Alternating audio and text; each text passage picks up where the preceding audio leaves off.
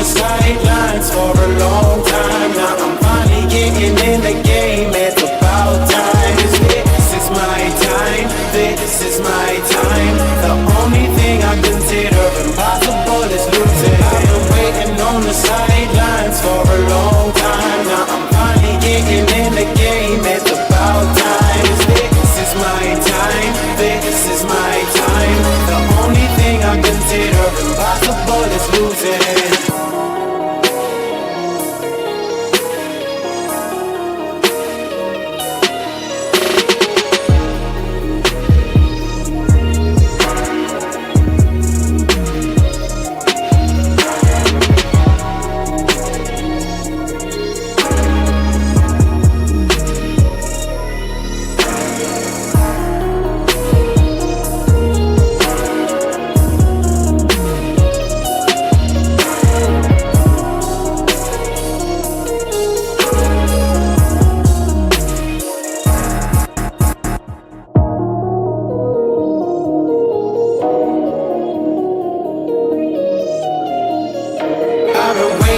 On the sidelines for a long time. Now I'm finally getting in the game. It's about time. This is my time. This is my time. The only thing I consider impossible is losing. I've been waiting on the sidelines for a long time. Now I'm finally getting in the game. It's about time. This is my time. This is my time. The only thing I consider impossible is losing.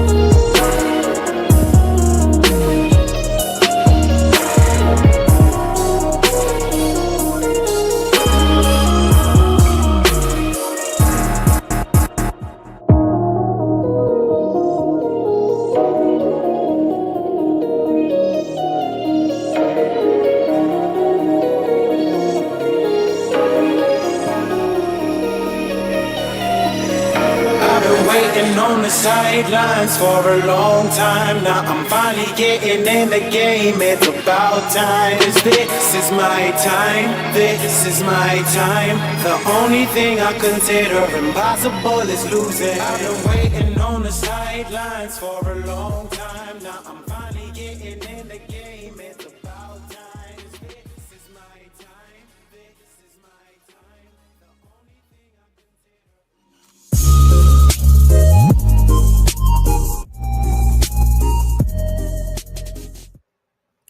What's up, ladies and gentlemen? Welcome back to TDPHINSTALK, home of the real Miami Dolphin fans. Ladies and gentlemen, make sure that you hit the like button on your way in the building.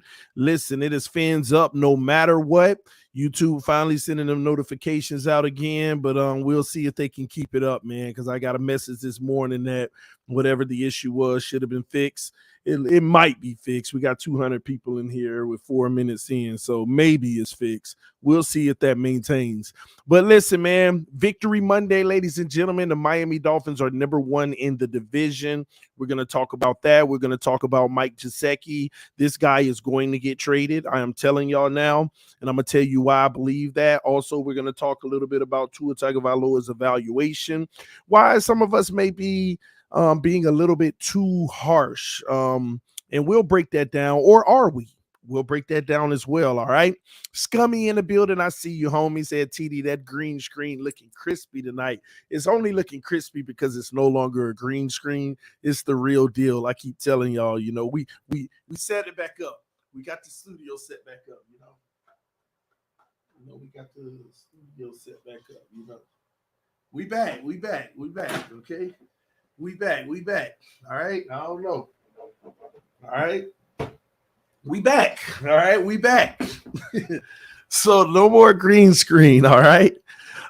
G Firm in the building said, "What's good, bro? Ready to grade you on a rubric." boy, shout out to the homie G Firm, man. He be giving me the business. He still be taking them L's, but he be giving me the business, man. Love my brother. Appreciate you, man. Shout out to well, let me say this real quick. I don't know if he's watching or not, but shout out to the homie Michael Jordan. I don't know if he's watching right now. I did see the love that you dropped in the Cash App. I appreciate that. Love you so much, brother. It's a brother that's always been supporting this channel in bigger ways than y'all know. Salute to you, homie. Definitely appreciate it. Just thank you, man. All right. Cap for life. I see you, man. Shout out to the mod squad. Shout out to all the subscribers. We're going to get started in just a second. But before we do, we like to do some house cleaning first. First and foremost, thank you for your hard work that you put in, mods. I trust you all to do it responsibly. We haven't gotten as many complaints as before. We did get one complaint, though. I looked into it. Again, we only block people for disrespect and things of that nature, not because they disagree with an opinion or they think my take may be stupid. That's not disrespectful, okay? But we salute you all in the hard work you do to try to keep a clean chat. And make sure people aren't spamming. Also, thank you to all the members who donate on a monthly basis. Tristan Royal, one of my haters, is in the building. He says, stop lying to these people for a few dollars. Actually, if I start lying to them, I wouldn't be getting a few dollars. I would be getting tons of dollars. One thing that I've learned in the last year, Tuaneers pay, and they pay good. Listen, if you ain't a Tuaneer, I'm not trying to disrespect your pockets. I ain't trying to disrespect your money, but I'm sorry, them Tuaneers pay, bro. Them Tuaneers, hey, salute to the Tuaneers. I ain't gonna lie, they balling. They balling. Boy, they balling. Man, all it take, hey man, y'all stop hating on Tua. He was great yesterday. Cha-ching, ching, cha-ching, ching, ching. Oh man, it's too early to be starting this mess, man. Boy, I'm crazy, y'all. I know I'm crazy. Listen, man. But this is the home of the real Miami Dolphin fans, and you know what I consider a real Miami Dolphin fan? A real Miami Dolphin fan is somebody who puts the team above any player, who supports every player but doesn't mind being critical about every single one of them. Expects excellence at all times from the coaching staff, from the front office, as well as the players and anybody who has something to do with the organization. That's what real Dolphin fans are. And they're honest about what's happening with our team. So salute to everybody who are here with me representing the home of the real Miami Dolphin fans, because every time they hate on me and tell me you're nothing, nobody values your opinion, I just keep going to YouTube and saying, oh, there goes another 1,000 subs. Oh, there goes another 500. So I want to report to you all, we are officially at 21,871 subscribers. Yesterday before the game, we were at 21,600 and something. So I think we gained like 200 people yesterday, something like that. So that's what's up, man. We 129 away from 22,000, which we'll probably hit by the end of the week. Thanks to every single one of you guys. Again, let your friends and family members know about the channel. But above all, the numbers are getting better. We started out with 25% of the people that watch me aren't subscribed. That number has gone down to 23%. But it's still 23% of y'all that watch me religiously. But you're not subscribed. You're not subscribed. You don't have to chat. You don't have to do anything. But go ahead and help the channel and subscribe to the channel, because let me tell you, when you subscribe to TD Fans Talk, what it does, it tells, these marketers and all of that, oh, this guy has great engagement. People love him. He's growing pretty fast. We'd like to work with you. We have this nice shirt we like to sell, and we want to give you $500 just to promote it one time. That's how you help the channel. Oh, you get a lot of engagement with the like button. We want to offer you $250 just to advertise our toothbrush. Just one time. Oh, thank you. Okay, yeah.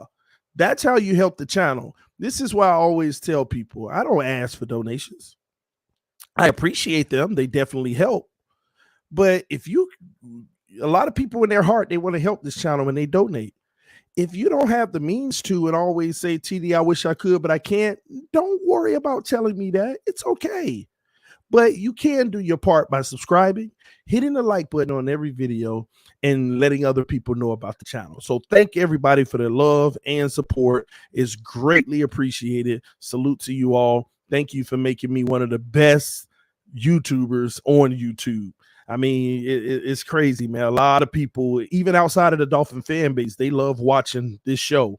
They feel that it is very entertaining and they enjoy it. And some people have even said they've become Dolphin fans because of it. It don't get any better than that. All right. It definitely doesn't get any better than that. So I'm happy. I hope you're happy. I hope you've had a happy start to your week. The Dolphins are 1-0.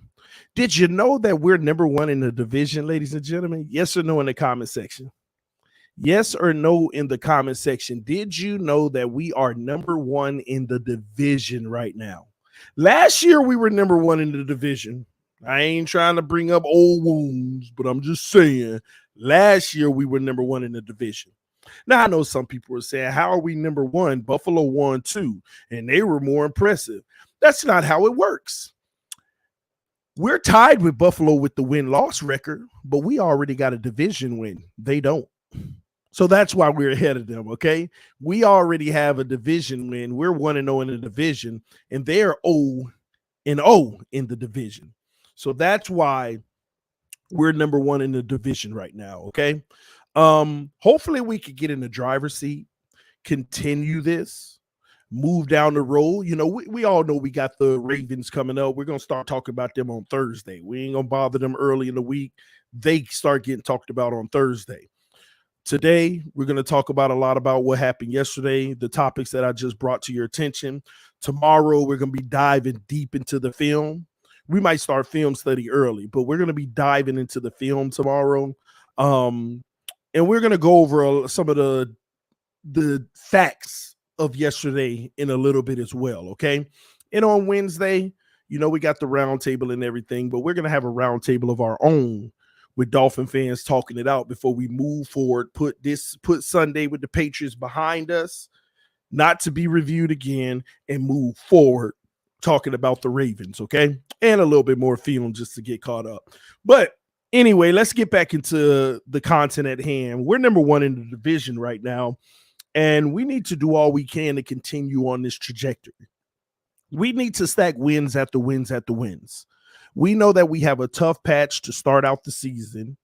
Yesterday wasn't as explosive as we all would have hoped for it to be, what everybody said before the game, and we're going to put up 40, we're going to put up 30, we're going to put up 28. Nowhere near what we all expected, especially with, you know, Mike McDaniel being a genius, Mike McDaniel's new creative offense, Mike McDaniel's, you know, approach to football and all of that. I have to be honest with you. That was just really the main area that I was highly disappointed in. Now, I've heard all the reasons / excuses of why. Well, the Patriots and their defense is great. But hold on. This isn't nowhere near the secondary that Belichick had last year or the year before. Not even close. Plus, this is nowhere near the wide receiving core we've had the last 2 years. Our advantage became the wide receiving core. Their disadvantage became their secondary. That was a straight up setup for an obliteration. And what did we get instead? 13 points productivity from Mike McDaniel's offense. And I love Mike McDaniel's, but I got to keep it 100. His offense and his system underwhelmed yesterday. Anybody who watched that game, even though we are happy that we got the win, which is the only thing that matters, but we do talk about all elements of the game. Anybody who watched that game can agree it felt like the Miami Dolphins shouldn't have had less than 30 points in the way that game went. We never capitalized off of the 3 turnovers that they had. And this is where we have to be better. We got to figure out how we're going to be better. Okay. And we're going to talk about that in a little bit. And I got to be honest, you know, some opportunities was just unfortunate. As I start to look at some of the film and some of the things that happened, even with Tua Tagovailoa, it wasn't as bad as I felt that it was initially. And that's just my honest opinion, and we're gonna talk about it. Y'all know I ain't gonna hold back for nothing. I'm gonna talk about the bad, but it wasn't as bad as I initially thought. But it's still a lot to be desired, you know. And at the end of the day, I'm looking for Mike McDaniels to bring us to a whole nother level, and that's what we're gonna need. But we came short of that yesterday. But we got the W. But it's no different from last year. We got the W, and last year we actually produced more points on the board without a defensive touchdown. So we definitely got work to do. All right. I want to make a shift real quick and talk about the defense for a second. We balled out on defense yesterday, but I'm also concerned about the defense as well. If you really got to get a deep dive into the game, this offense was technically moving down the field at will most of the day yesterday. I am not satisfied with our run defense around the edge. Our interior run defense, I'm happy with. It could be a little better, but I'm definitely happy with the interior rush defense because I went to sleep at 3:30 last night. I rewatched the game. The interior defense was strong, but the outside rushes on defense, we got to tighten that up. When we run zone, we got to be a little bit more aggressive with the pass rush in those passing lanes because, truth be told, Mac Jones was actually getting whatever he wanted moving down the field. Okay. But the truth of the matter is the turnovers killed them. The interception, the fumbles, that's what did it. We actually weren't stopping their offense. We just got some turnovers off of their mistakes. I mean, and then if you look into the turnovers, you look at certain things like the pick in the end zone. Honestly, I'm glad that the pass interference rule is gone. But at the same token, Xavier Howard held Devontae Parker for 4 seconds before the ball even came. Now, at the end of the play, you see Devontae Parker got his hand all up in Xavier Howard's face. So it was going both ways. But at the same token, X initiated it for about 4 seconds the whole time, running stride for stride, holding him. We're not going to get away with stuff like that every week. We're not going to get away with stuff like that every week. And as you see, they called it later in the game. They called it later in the game, the pass interference on Xavier Howard. And I thought the first one was worse than that one. So at the end of the day, we definitely gonna have to be better in that area. A lot of people said, oh, the secondary, those backup guys play well. In coverage, they made some plays, but go look at the game. We will look at the all 22, but we were getting ate up. I mean, they were getting whatever they wanted, running, intermediate passes. And it was always, thank you for the turnover. They would march down the field, turnover, march down the field, turnover. 2 easy first downs, turnover. You can't rely on that every week. And we're going to have to be better in coverage in general as a defense. Solid day by the defense. They were the most explosive. They led the way with the pressure packages.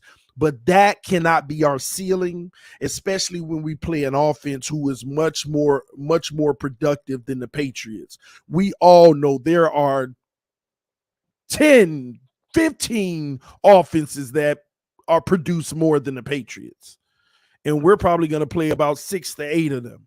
So we're definitely going to have to be more better in coverage in that regards, because the turnovers aren't going to come every single game. Okay. And Parker, 1 catch, 9 yards. I'll take that all day, every day. I thought he was going to have a big game and eat. And sometimes I'll be honest with you, pass interference is better than giving up a touchdown. If I know I'm going to get beat deep, sometimes I'm going to yank that guy to the ground. We're going to take them 15. You get mad all you want. I got beat, didn't I? What you wanted me to do? Get beat with pride? Take that 15. Okay. So I'm all for it. I'll knock that sometimes. Shout out to the homie Sloth. He said it's simple. Once we went up 10-0, there was no need to play all crazy. No reason to run our players to the max. when we have a lead and all we had to do was manage the clock and get the easy win. Well, Sloth, first of all, I totally disagree with that. Being up 10-0 in the first half, that ain't no lead. That's nothing. It's the first half of football. You don't take your foot off the brakes and say, oh, the game over, 10-0. No, it's early in the game. This game got plenty of football left. Okay, that's number one. Number two, we didn't take our foot off the gas, though. Regardless, we actually didn't take our foot off the gas. We were actually trying to do things, and it was just a little rough. I don't want y'all to think this was a case of we up 10-0. Now we ain't got to show them no plays. We'll just coast around. That's not what happened. No team in NFL history has ever been up 10-0 in the first quarter and said, we ain't got to show our plays. Let's just coast and do basic stuff. That's not how this works. If that's what you mean when you say that. But yeah, we definitely we tried to put a stamp on this game, but never could take off with it like we would have liked to. And that's where, again, we got to be better offensively. All right. Now, so we talked about the defense. Quickly, the offense. So, first of all, Mike Gesicki's getting traded, y'all. And no, I didn't hear from a source. I didn't see something. I didn't talk to nobody to tell me that. I feel that Mike Gesicki is going to get traded. If he doesn't, how idiotic can this organization be? You franchise tag a guy. Man, somebody send me the snap percentages because I had it and I lost it. I don't know where. I thought I saved it and I just lost it. But if I'm not mistaken, oh my gosh, y'all will be shocked at what percent of the game Mike Gesicki even played. Man, where is that, man? Oh my God, I'm mad that I thought I screenshotted it, but actually I obviously did it. Matter of fact,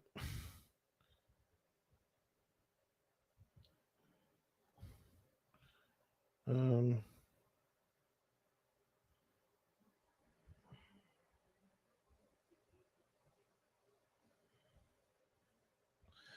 me see it. Oh man, I think I just had it. Bingo. Here it is. Mike Gesicki gets 42% of the snaps. Durham Smythe gets 63% of the snaps. This man only played 25 plays, was targeted one time for one reception and 1 yard. You franchise tagged him. You paid him top 3 tight end money in the NFL, and you're playing him 42% of the game and only target him once, and he gets 1 yard. Mike Gesicki is not beneficial in this system and what we are trying to do. He is not the type of player we need in this system unless he can block at an elite level. Durham Smythe got 63% of the snaps. No, Rashard. I know that Durham Smythe got special team snaps. He got 74% of the special team snaps. When you look at the chart, it's broken out. Special teams is by itself. Offensive plays, Durham Smythe was 63%. Offensive plays. Not special teams combined made him 63. No. He was on the field 63% of the snaps on offensive plays and 74% of the snaps on special teams. He does not fit. You need to get what you can now before he's a free agent next year. And now don't get me wrong, at this point, at his salary, it ain't much you can get. It ain't what you could have got. It ain't what you could have got.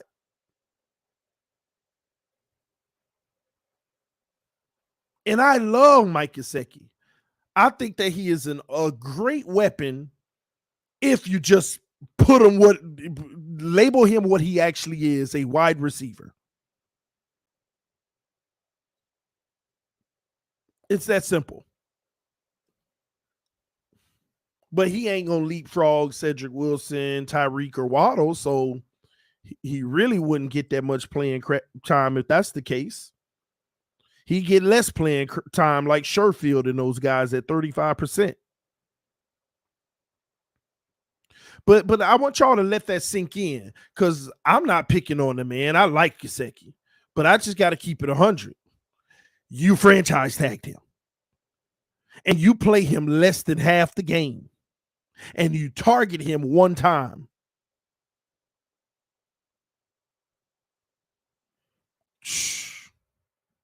Ball game, what's up, man? He in the building. He said you were told he wasn't a fit 2 years ago. Ben said that dude is not a tight end. I get it, ball game. You know, we got to learn the hard way. But 2 years ago, he was one of the very few guys we had, so we needed him. But now, I get it. You're 1,000% correct. This man, but my issue is you franchise tagged him.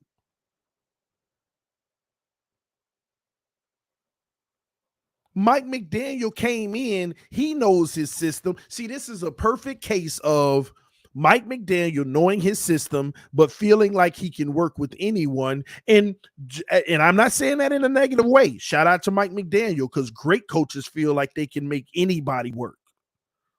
That doesn't end up being the case, but great coaches believe they can get what they need out of anybody.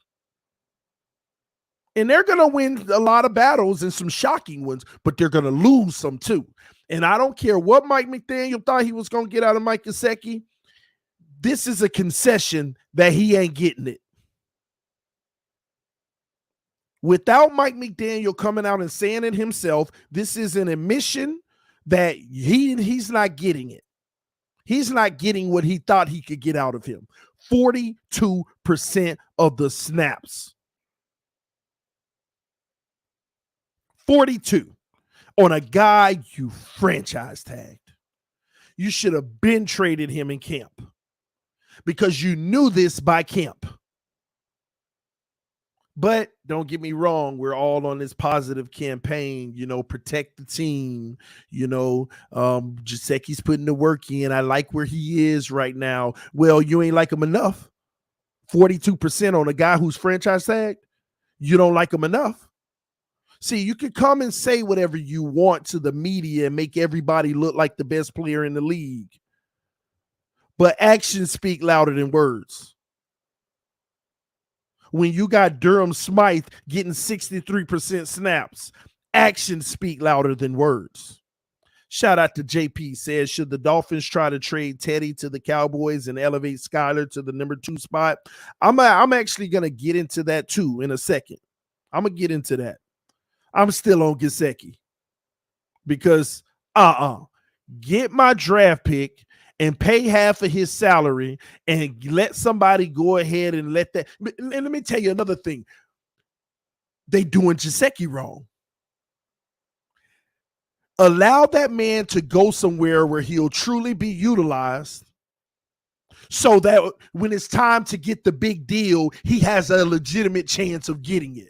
If he sits on the Dolphins roster and rot all year, if he sits on the Dolphins roster and ends up with 25 freaking catches and 320 yards, his money that he would have got is completely gone now. He ain't getting 11, 12 million a year on a 4-year deal. Now they're going to be looking at him for the 3-year, $27 million a year with only 1 year guaranteed. Don't do that man like that. Trade him. You already going to eat the money anyway because he on the roster. So pay half his salary so you can recoup half of it. Help our salary cap. Somebody will take him for half the salary.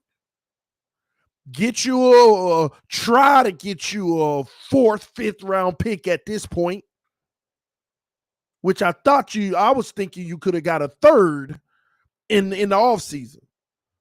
Try to get you a draft pick and move on and stop playing these games. And do right by him. Let him go join a team that he can actually try his hardest to get 1,000 yards this year so he can make the money he deserves. I'm sure Green Bay will love him. The Cowboys will love him. Oh, it's some team. Baltimore might even want him. There's a lot of teams that need some receivers or tight ends that they'll treat like a receiver.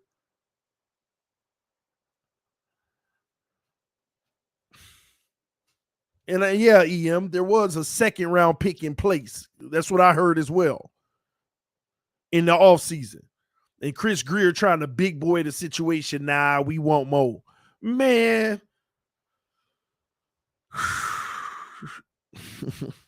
And I know I'm saying that now. And I'm going to tell y'all, let me tell y'all like this. What's going to end up happening, and I could be wrong. This is when I get in my speculative mode. So don't get mad at me. This is just me speculating. Don't take it to heart. What's going to happen is they're going to be embarrassed by this Gesicki number because they're going to hear about it all week. And now they're going to try to use him as a legitimate wideout threat. Watch, you're going to see some plays next week where Gesicki at tight end and then he flex out in the slot. And then they try to target him, and he gets you 60 yards with some one-handed catch. See, I told you not to get rid of Gesicki. And then we lose because that ain't a part of what the system really is. Don't make adjustments based off of trying to make players happy. McDaniel, make sure you don't do that.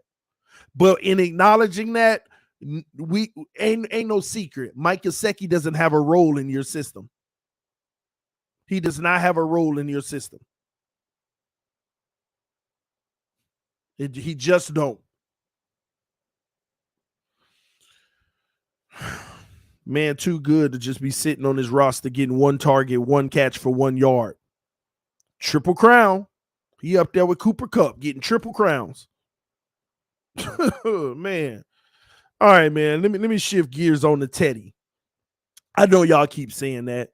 Trade Teddy, trade Teddy, trade Teddy. I don't think they'll trade Teddy. If the right offer comes, they may consider it. But I don't think they're in that place right now. I think they plan on sitting Skylar Thompson as the third guy that doesn't dress every single week. They don't feel like there's a need to rush Skylar Thompson because they know that this year is dedicated to determining if they want to move forward with Tua.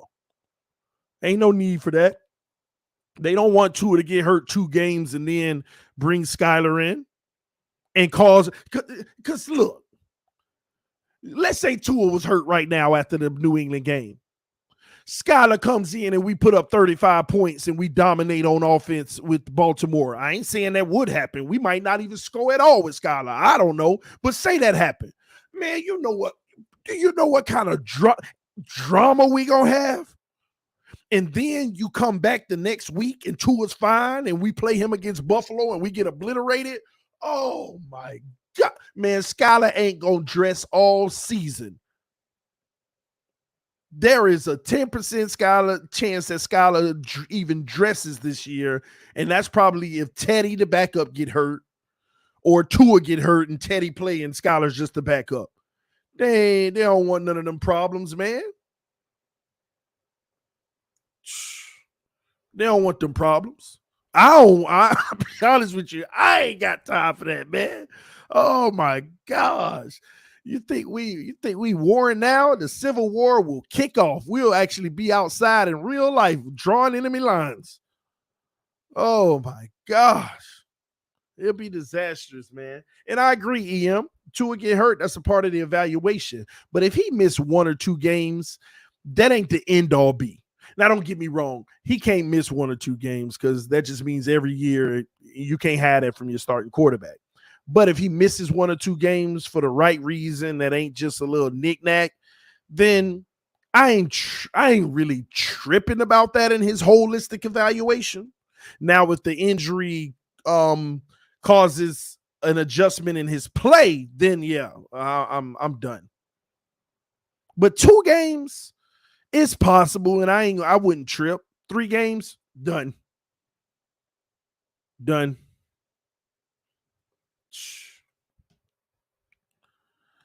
TD, you are overreacting to Mike Gesicki. Look at week 1 last year against the Pats. He didn't even have a target.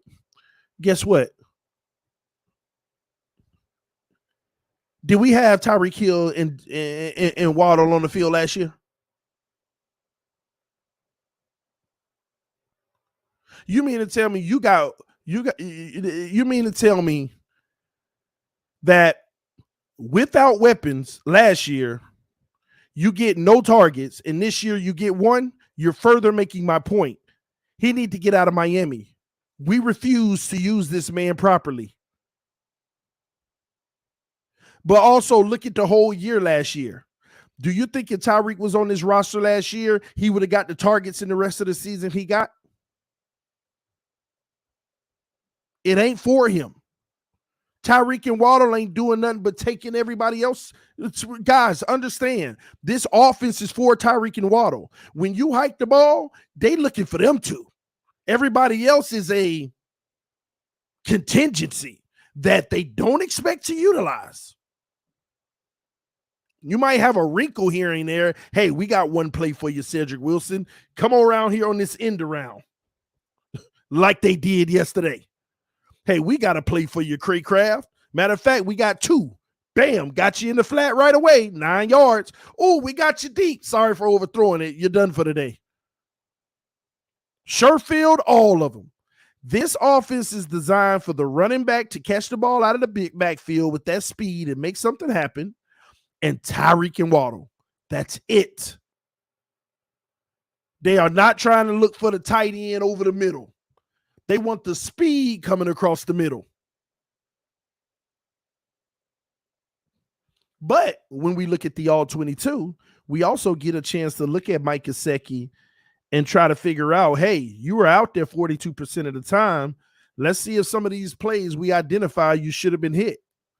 We'll do that evaluation. We'll definitely do that evaluation. It's coming. But we'll see. But again, if you this is the issue I have. This is the issue I have. Even with Tyreek Hill, this is the issue I have. When you purchase something of value, why are you purchasing it if you know you can't use the full potential of it? Will we use the full potential of Mike Gesicki in this system? Absolutely not. Sad to say, we also won't even use the full potential of Tyreek Hill in this system. Tyreek Hill is capable of a lot more than what we will be able to do because of what's around him. I'm going to leave that there. I'm going to let the All-22 tell y'all what I'm talking about when we hit that tomorrow. When is the All-22 coming out? It comes out 24 to 36 hours after the game. So it'll be out. It could be out right now. Usually it hits like late, like 11 o'clock tonight or something like that, but it might be out now. I checked before we went live. It wasn't yet, but it could be out any moment. TD, check the super chat. Ain't I missed one? Oh, here we go. Omniron said those 12 cars set on fire wasn't really a grill. That's just a cover. That was Skylar Neer starting the Civil War in protest of his inactivity. You crazy, man. Now, Skylar fine. Skylar's just fine. Skylar out here doing interviews with his alumni and stuff. He's fine. He's patient, and he's just ready for his opportunity. Skylar's just fine. They like Skylar. All right. But what's his name? Not Jacoby Brissett, who got a W yesterday. Go figure. Teddy Bridgewater. Yeah, there's some teams that could utilize him. Greer would trade him if he gets a good offer. And he could. I don't know. We'll see. He could. But it's not likely. All right, I know everybody want to trade him, but it's not likely. And I don't like the idea of Skylar just sitting right behind Tua Because listen, oh my gosh, listen, I done heard every excuse in the world. Some of y'all need to go and be honest. You don't want Skylar sitting behind Tua because you're gonna use that same narrative you used to a rookie year. You putting too much pressure on him. First time in football history I've ever heard masses say something like, "You got him competing for his job. That's too much pressure on him." Man, it's the first time ever I've heard that, man. But anyway, so enough about that whole Teddy thing. If it happens, it happens. If it doesn't, it doesn't. In the tight end situation now, what's crazy is they definitely, in my opinion, need to free Gesicki. But at the same token, I want to say something even further to y'all. Gesicki had 42% snaps, right? I think he would have even had less if Carter didn't get hurt.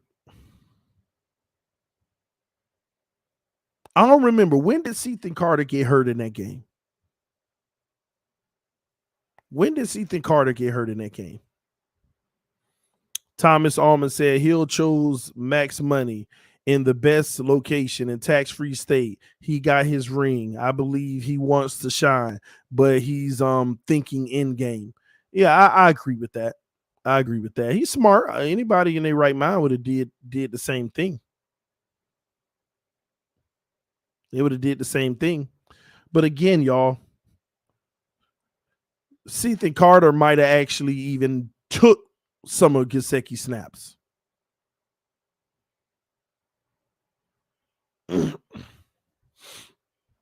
Let me see what he say. I keep on passing by negative Tua comments and not reading them because y'all killing the kid, man. Anyway, let's move on. All right. We also wanted to talk about Tua's evaluation yesterday. There's a lot of mixed emotions out here. There are a lot of mixed emotions out here about Tua's evaluation yesterday. I'm going to give y'all both sides of the spectrum. Statistically, Tua had a solid day. Y'all know how I do my scale of 1 to 10. Statistically, Tua was how can I put this? A 6.8 yesterday in my eyes. This is my eyes. Statistically, he was a 6.8 yesterday. I mean, one could bump him to a 7. One could bump him to a 7, statistically. The eye test yesterday, Tua was about a 6. It wasn't far from the non-eye test. A lot of people giving Tua grades yesterday, and I'm seeing all these C's, C plus, C minus, C. Like so many people, even some of the Tuaneers that I know be out here lying for him. C. And I'm trying to figure out how in the heck did I come up with a B minus? Out of all people. Out of all people, how did I come up with a B minus? I want to talk about how I came up with a B minus and not a C. Definitely not an A. Yesterday, and I said this before, was a prime example of added weapons making you look better, but you being the exact same. What we saw yesterday was nothing new. It felt like a typical Brian Flores game, but one more play was made, i.e., Waddle. That's exactly how it felt. It felt exactly the way that it was with Brian Flores' offense, especially when they start doing a little more RPO. Man, they ran RPO about 10 times, I feel like. And it was like the exact same with the exception of one more play. One more big play. The Tyreek 29-yarder we're used to because Tua always throw the 50-50 and back shoulder. Parker or one of them fight and come down with it. And the Waddle throw, that happens like once every 5 games last year. But it happened in this game.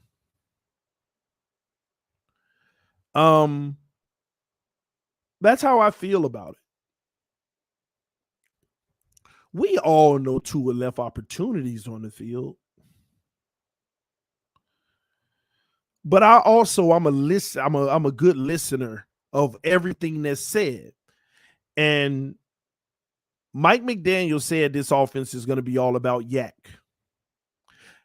I think some of y'all are going to respect what I'm about to say. Some of y'all ain't going to like it, but you're not going to gripe about it because I'm going to have a point.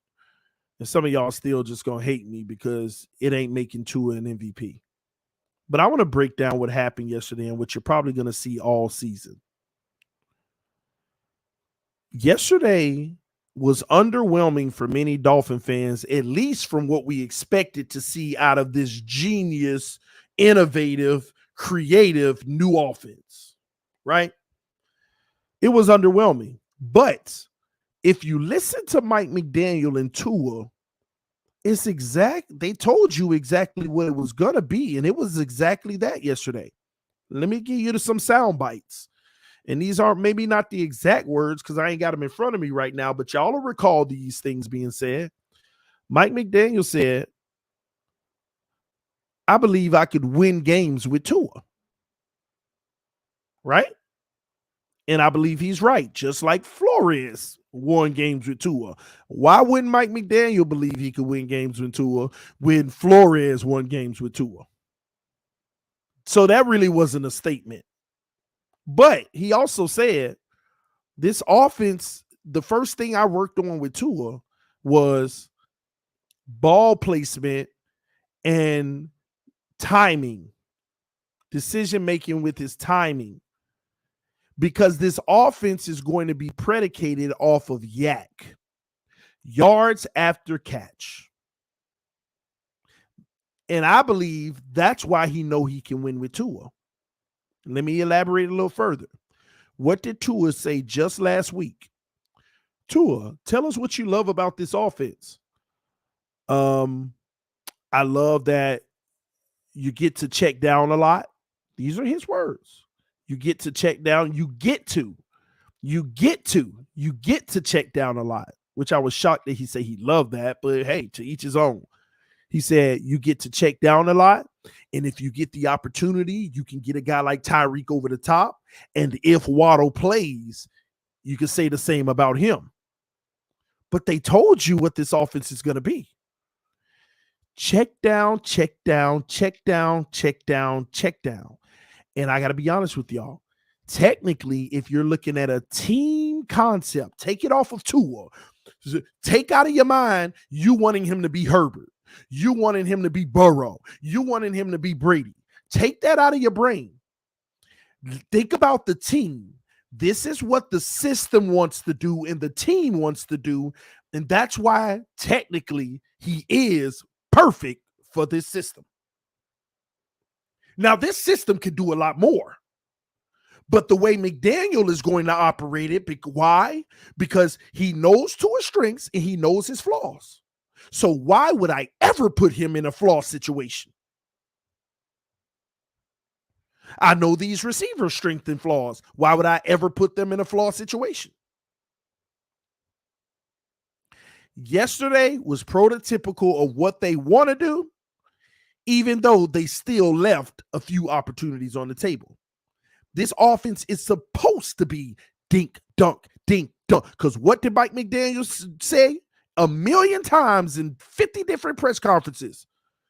The goal is to get the ball in the hand of these playmakers and all of this speed as fast as you can and let them do the rest. Let them make the plays. So when you see that pass chart and Tua only completed 2 balls past 13 yards, it technically ain't just because, oh my gosh, he's sorry. Now, he did miss about 3 opportunities out there, right? It happens. But that chart is also representative of what they are intentionally trying to do, because we have the weapons to do it. Go look at Chase Edmonds. Did you see the catches he made where it looked like it was going to be -3 yards and he broke the tackle of this guy, spun off of that guy, 13 yards? Do you realize how much of that we were getting yesterday? Tua, quick 5-yard pass, 13. Now the pass, and here's the thing, the pass was typically wide open. It was easy. Just make sure you hit your guy. It is their job to do the rest. And they did it. And let me tell you what the ultimate vision of this offense is. Do that all game. And on those 3 opportunities that you have deep, hit 1 or 2 of those. We'll grow to get there, but hit 1 or 2 of those. And now the score is 27-7. Now the score is 30-7. Now the score on a great day is 34-7. And we all look at it different. I think it is time for everybody to be honest. Tua ears, Tua detractors, objective people, everybody, I think it's time to come to the realization that Tua will never be Burrow, Mahomes, Brady, and all of them. And that McDaniel and them don't need nor want him to be. I mean, of course, they'll want him to be, but they don't need him to be. But they could still create a system that they can win more games than they lose.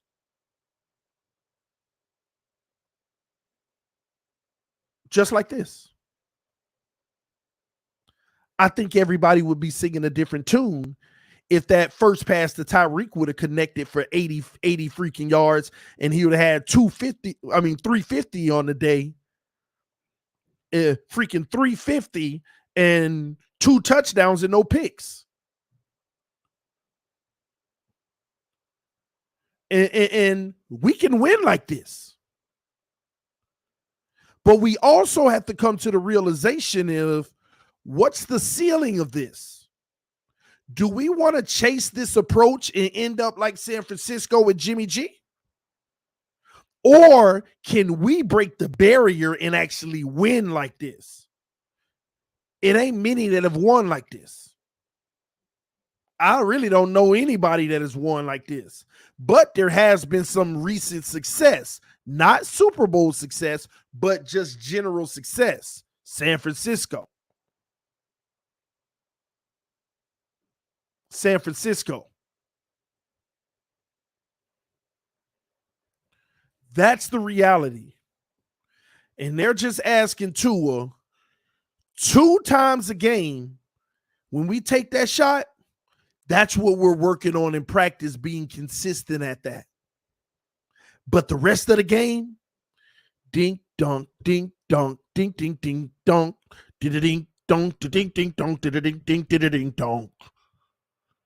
And nothing's wrong with that because it's going to win more games than lose games with these freaking weapons. So it's really got me. Now, don't get me wrong. When I'm on the phone, when I ain't on the stream and I'm talking to some of the homies about the game, man, I want explosive. I want great. I want Herbert. I want Tua to light it up. If he can't, he ain't my guy. That's how I am because I'm also a football fan and I have a preference. But if we're thinking of the best interest of the Miami Dolphins, this is what we have and this is the best we're going to get. But it can win. It's just a matter of how far will it take us? Will we run into that team that smack us in our mouth, take away the first read? You see what I'm saying? In this offense, whether y'all want to believe it or not, and I think the All 22 will tell y'all that, it's very similar to last year. There's a lot of 2 options plays for Tua, where you'll have a tight end slip out in the flat and a wide receiver hit a slant, and it freezes the linebacker in zone. He says, do I run out in that flat? Or do I carry this guy between my zone? And all Tua got to do is say hike. And the first step the linebacker take, he slide that way, hit the flat. He slide that way, hit the slant. Basics. This ain't nothing complicated. This ain't nothing hard, y'all. It's as basic as can be in a lot of our plays. You saw plays where it ain't progressions and then check down. You saw plays designed for the check down. Hike, pressure, get it there. We want that pressure to come so that the guy that's supposed to chip him or go out with him, we got him. This system is basic. But if everybody do their job in this basic system, it could get a lot of yak. Y'all seen all those 3 and 4 wides to one side? Yeah, there were some 4 wides. What do they do in the 4 wides? They run 3 receivers straight down the field, all the DBs and linebackers backing up to them, and they slip the running back right out. 2 yards, get 7. Basics. Basic offense that I'm seeing. But it works. It's textbook football 101. Schematics. But execute it, it'll work. It's designed to work. The only difference is it's just not designed to get the big play. I mean, even look at the Waddle touchdown. That was just terrible coverage by New England. All 3 of y'all bracketing the man, and some of y'all worried about your feet getting tangled up and Waddle just taking off, and you're like, oh, crap.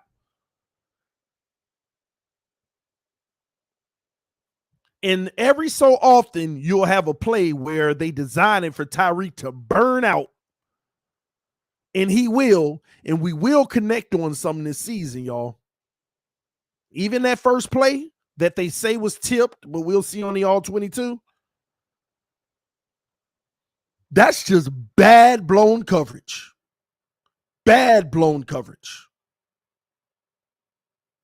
Big time blown coverage. But this system as well, you know the teams will have a problem with in this system, just like Tennessee last year. Any team that tackles well, any team that don't get faked out by the speed and the juke move, any team that have sound tacklers that take good angles, they going to give us a long day.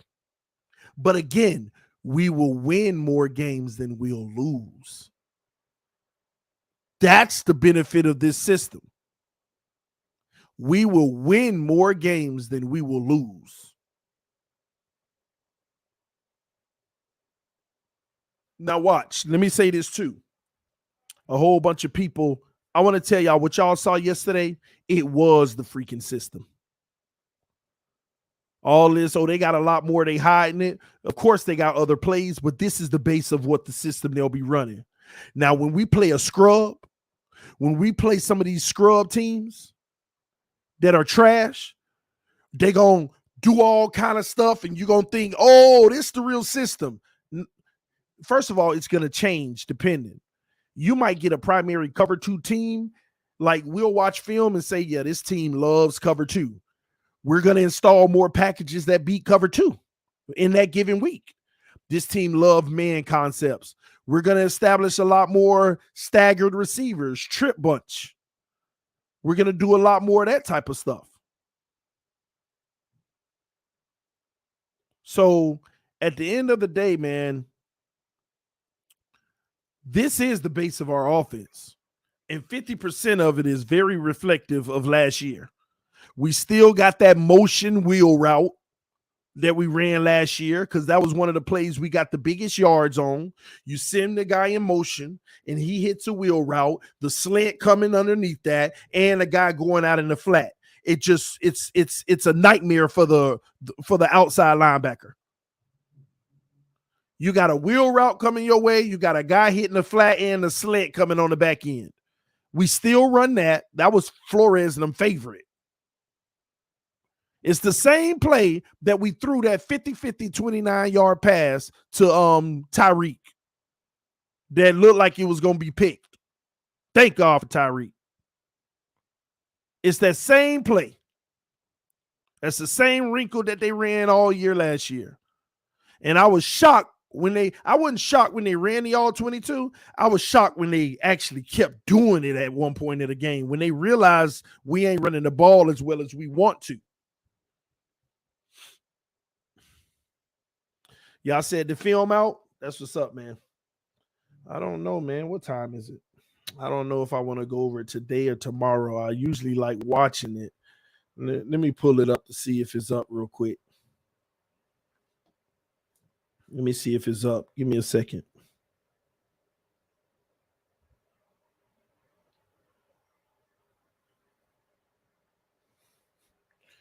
Yeah, the Doug is watching it now.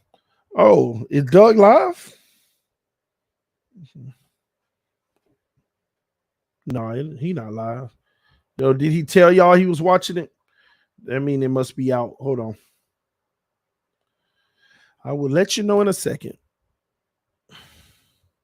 Well, y'all want to watch this film bad, don't you? Oh my gosh. I kind of want to watch it tomorrow. Y'all gonna get me in trouble. I'm supposed to stream this Monday night game, but technically I don't think I have a sponsor this Monday night. So I could do film if I wanted to. Let me see. Michael Regaldo, can Miami potentially offer Gesicki and high picks for Kittle? They not giving up no Kittle, bro. Not even for Gesicki. Oh my gosh. Oh, you said Doug just dropped the video. Let me see. 2 minutes ago, deeper dive into Miami Dolphins victory. Oh, I don't know if he's going over film in the video or not, but I'll check it out.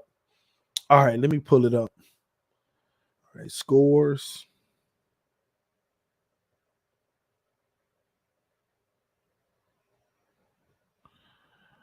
Oh, he just dropped a video, not a film. He probably told y'all he got the film though. Let me see. I'll let you know if it's out in just a second. All right, here we go. Click on it. All right, it's coach's film out.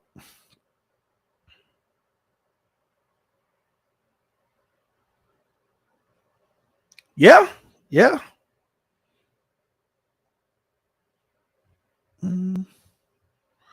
Yeah, it look like it's out. Coaches film. Yeah, it's out. It's out, y'all.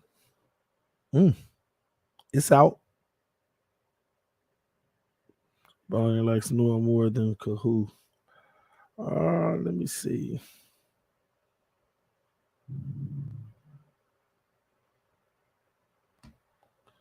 Don't do that. See, they starting this crap again. I'm already signed in and I already have the freaking subscription. Stop telling me I need to buy it. Y'all do this every time.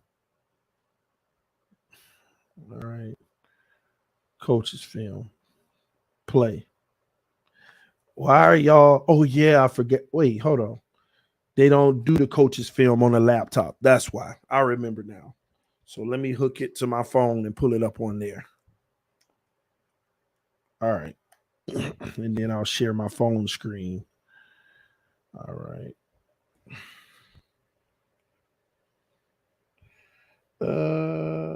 NFL Plus. All right.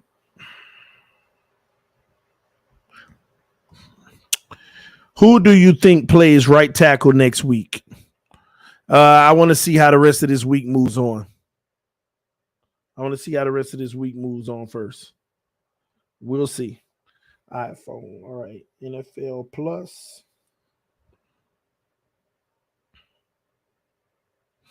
Two will be putting in cheat codes so you can't look at it, TD. Y'all crazy. Y'all leave two alone. Y'all stop messing with the GOAT.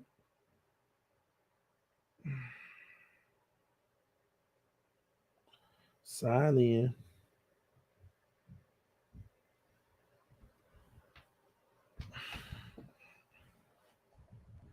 Why does this thing keep doing this?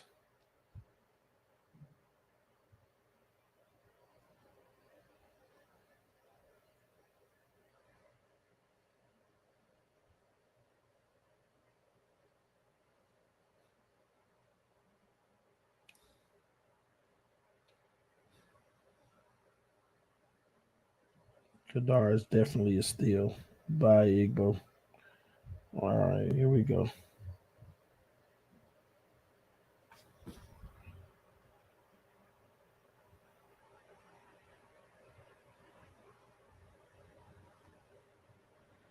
All right, so I'm in the account. All right, let me go back. All right, so I'm signed in. Scores. Miami Dolphins. Here we go. Okay, now coaches film. Bam. All right, so I got it now. I got it. First of all, let me share my screen. Let me go window. I'm gonna blow it up in a second. But I want to ask y'all, I mean, what is it particularly you want to look at? Do y'all want to start going through the whole game, offense and defense? Do you want to just do offense? I mean, by the end of the week, we're going to do it all. But what's the first thing y'all want to look at? Because this is impromptu. I like to have a plan. So, but since y'all requesting it, I'm trying to give you what you want. Meanwhile, Herbert picks right up where he left off with ease. Can we just accept we took the wrong QB? LOL. It's not that hard.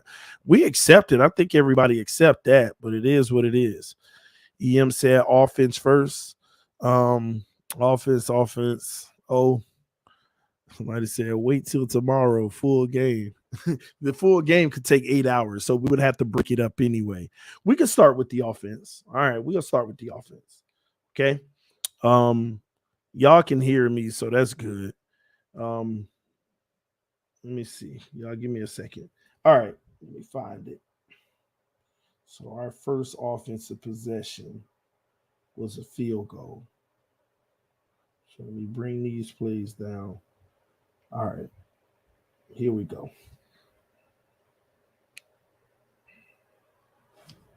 All right.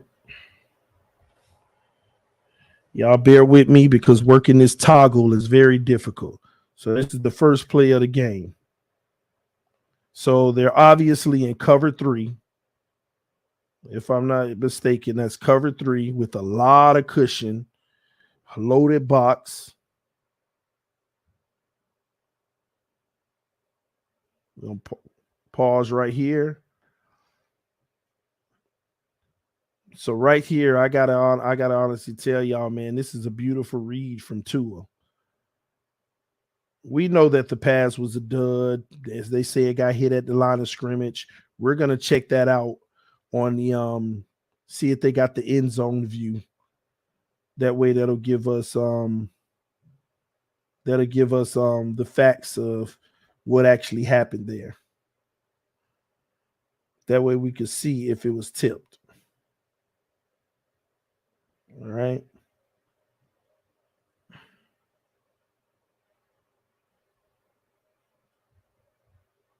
Oh, why are they giving us this view instead of behind the end zone? See, they say this ball was tipped, y'all. This is what they're saying. The ball was tipped. Let's see. Don't look like it to me. Don't look like it to me. Do y'all see the ball out? I know that hand is up, but the ball is out. No, no way. No way. No way. They all online with a blurry view talk about it was tipped. Sorry. That one ain't going to pass. Let me give y'all the best quality we can get. I'm going to have to keep rewinding it. The more I back it up, the better the quality get. All right, here we go. The best quality we're going to get right here. Bad snap, man. This is what I be talking about right here. Just a terrible snap. Tua looking at the flat right there. I love what he's doing with his eyes. The corner drops and he makes the right read. No way. Ball was never tipped. They all on Twitter right now. It was tipped. It was tipped. The ball was never tipped.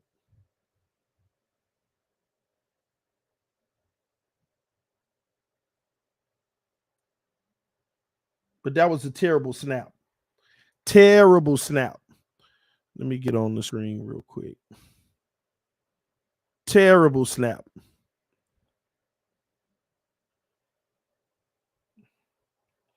Y'all give me a second.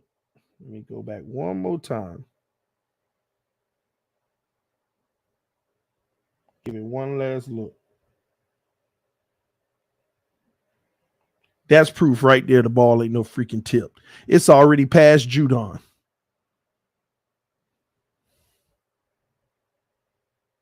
Already passed. I got you, EM.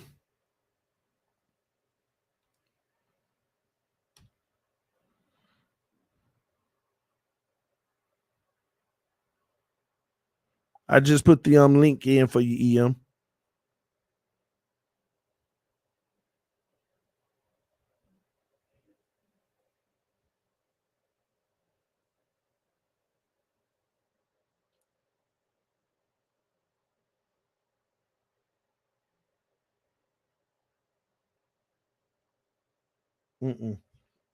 That's it right there. The ball is already past the defender. The ball is already past him. Where y'all get this tip notion from? Just a dud, bro. But I do want to view the sky view on this, and let me tell y'all why. I want to know if the play was designed to sit down on the route or if Tyreek was running a go route.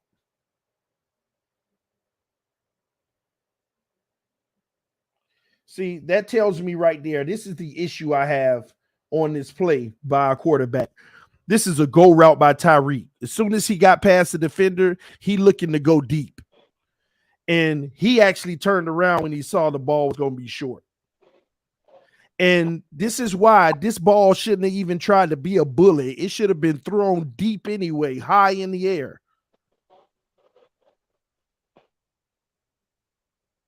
Right there.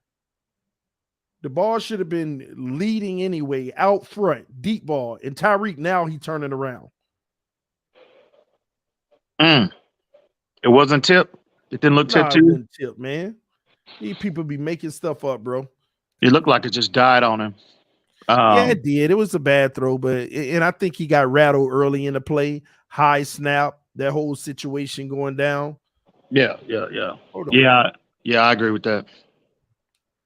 Give me a second, bro. My Can you say something, Ian? No, I just said I agree with you. No, I know. I was telling you to say something. I was trying to figure out why my headphones wasn't hooked up. Well, really, to be honest with you, I know some people felt like it might have been a comeback curl route, and but nobody truly knows what the route concept was. Only the coaches know that. But it looks like, though, obviously it was a massive, massive window there. I mean, man, that was an opportunity right there, bro. I can tell you what look at it, bro. The concept, the ball is leaving Tua's hands right now. Look at Tyreek. Tyreek doesn't come back until he notices it's short. Watch Tyreek still running deep. See? That is fair. The ball is already halfway there. That ain't no comeback concept. That is fair. Now he identifies the ball and he's slowing the stop. And then he's like, I can't get back there. That is fair. That ain't no comeback concept. That's a go. And then let me tell you why it's a go. Tyreek does the stutter step and put the Jets on. You know this is a big play first down. Watch this. Watch the little jet move when he get by the defender. Mm-hmm. Stutter steps. Slowing down. Go. You see what I mean? Oh, man. That was a massive window. Yeah, if the ball wasn't tipped, I mean, it just looks like Tua just got a little rattled and the ball, he got a little too anxious. And, maybe the ball just slipped out his hand or something. You know? And bro, it ain't a big deal. These things happen, man. It Right. was a huge opportunity, but I'm not trying to see him make a big deal out of it. Like, oh, look, Tua missed it. Hey, he missed it. Everybody have him. It was a dud. I ain't gonna lie. He still could have went to the flat. Play it again. I don't know if this is the same. He one, doesn't step into his throw. And I never noticed it. Oh Until yeah, the flat was wide open. He steps like off to the side, and it's just a bad habit he needs to break. But I like that's fixable. That's fixable. But remember, EM, last week I was talking about he wasn't patient, right? Mm-hmm. Right. This play, he was actually patient, and I like that because he could have went to the flat, but he identified that corner about to come down to the flat, which is the big play from Tyreek. But you know what really got to him on this play, in my opinion? What's that? That pass rusher. I told you, man. When he just got anxious. When guys get that close to him, he kind of panics, bro. I think he just got anxious, and probably he was like, wow, what a window. He didn't, he saw Tyreek, and he maybe tried to rush it just a tad bit, and maybe the ball just kind of slipped out of his hand and died on him. Yep. That's exactly what I believe happened, bro. I'm mad. I can't see Watson with these weapons. If they get that same coverage in any other game on the first play, I'd really like to see him take a shot right there. Yeah, you could tell Belichick wanted to run cover 3 a little bit today, but that ain't smart. I don't think that's smart. No. Well, his defense only gave up 13 points. You know what I mean? But they also went right out of it. Look at it, cover 2. Right when that happened. Oh, man. Well, yeah. You want to be multiple. You want to be able to give different looks. You don't want to sit in one coverage for 80% of the game. But you want to be in a situation when you're giving the opposing quarterback different looks. So, but I felt like that, when we had this discussion a couple of weeks ago, TD, we had this discussion about what type of coverages that defenses we're gonna show Tua, like especially early on, and I felt like that cover 3 shell, a single high shell. I think teams were still gonna play for the run and force Tua to deliver the football consistently deep and threaten them on that second and third level. And then if Tua is consistent at that, and they have to alter their approach. But I felt like Tua, that's pretty much what we saw Sunday was how teams are going to play him, at least early on. And now let's do this. Let's evaluate this O-line on this, because there's obviously was some unclean. You got 2 guys from the left pulling to the right as a decoy, max protection, obviously, with guys slipping out at the last minute. Protection's good, bro. Yeah. Oh, yeah. And right here, bro, that's as best as you're going to get it. Now, I know the guy off the edge lost at the end, but how long do you expect to have? I mean, that's the protection. I mean, that's as best you could possibly get it, that you can possibly ask your O-line to hold up. Even with the high snap. I mean? Yeah, so no, the protection was not an issue here at all. By the way, that's Austin Jackson on the first play. No, that ain't Austin Jackson. That's Liam Eichenberg pulling. 74 is Eichenberg, right? Right, that is true. Yeah, that's Eichenberg pulling, not Austin Jackson. And he was terrible Sunday. He was graded our worst lineman Sunday. Yeah. Terrible. Still the lineman. All right, play number 2. All right, we got a same offensive formation look, but one in motion. Y'all see that same wheel? Motion the other way. That same. Remember that Flores concept? Yeah, absolutely. Absolutely. That same little tight end slipping out to the side. Same play that we did with, line looked with great. Brian Flores. Protection was great. It's a quick throw. It's a wide open throw. He could have held concept. He could have held it. Again, like I said, I didn't see any, I saw a little more pre-snap movement. I saw nothing Sunday that I haven't already seen from a Brian Flores, George Godsey-led offense. It's just they got better talent now. And just so you know, ladies and gentlemen, on plays like this, we don't talk about where Tua should have went or nothing, because this play is designed to go exactly where it went. Mm-hmm. Well, really, to be honest with you, the way the play unfolded, he only had two options anyway. He had both flats at the top end and the bottom. So, well, remember I told y'all earlier, they giving Tua two options. If the linebacker go here, hit that guy. If he go there, hit the other one. And this play is perfect example. I want you to look at the receiver on this play. If the linebacker dives to the flat and he's there sooner, then Tua would have hit that receiver sitting down. Waddle.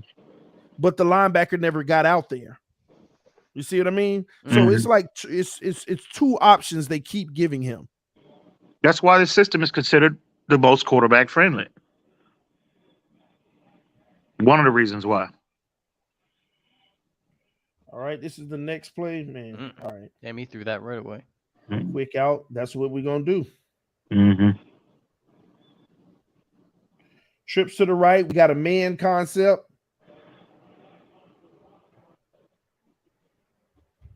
Quick hitters. Quick decision, yeah. Pretty much what we see. What about that ball placement? Let me see that again. Because I thought Hill did like a full. Is that Tyreek or is that Waddle? Is that Tyreek or Waddle? That's Tyreek. That's Tyreek. Tyreek? Yeah, he did a full 360. Like he had to come back and catch it inside instead of out. And then turned right into the DB.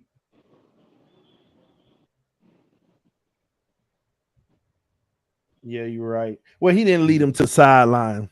No. He just led him to a turn around. Let me get it in your chest, I guess. So, you know, it is. I mean, you know, it was a solid throw. The timing was there. The timing was there. And solid throw, solid decision. And what? That was the first down, too. So.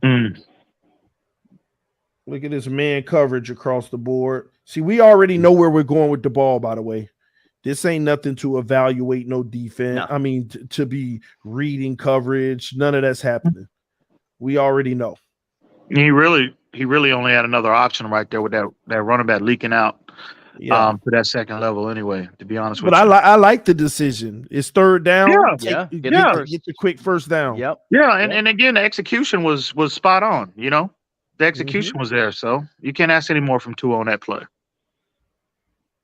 All right, here we go. Next play. Whoa. Look at how far Tyreek across the line there at the snap? Jesus, he was far up there. Look where he's at. He's in front of the ball. Yeah, I saw a lot of that Sunday. God damn.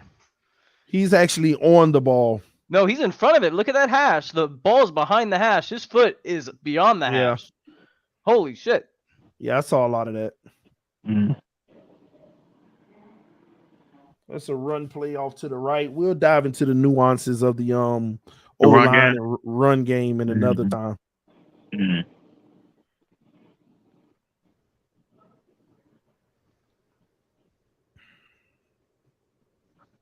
This quality, you got to keep backing it up to get better quality.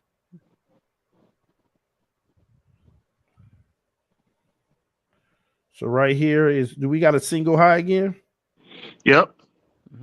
Cover 3. Single high shell. Yep. Toss to the right. Nice. Nice burst through the hole. You know what? I said this after the game. You know, I kind of shortchanged Chase Edmonds' his burst. I got to be honest, TD. He really impressed me Sunday. He really did, especially coming out of the backfield as a receiver. But yeah, he's a lot. The ball out of the backfield too. He has a lot. He has a little more juice than what I gave him credit for. Gaskin was active. He didn't get no touches, did he? None. I didn't see him on the field at all. Oh, this play 2-man route. You see Craycraft? Oh yeah. This is the one right here. Tua know he wish he had back just a little bit less. No, that's not Craycraft. No, that's Ingold. Yeah. Why am I saying Craycraft? You're right. Yeah. Look at just from the beginning how this set up. And the quality bad on this. It just set up from the beginning of the play. And he just ran right past the defender. Yeah, there was a window there as well. 2 guys on Tyreek. Damn, man, I'm gonna have to get some juice in this battery. TD, I'm gonna back out a minute, man. I gotta charge this You phone good? up. I'll be back good. though. I'll be back. All right, that was the false start Fourth. That was fourth and on one. defense.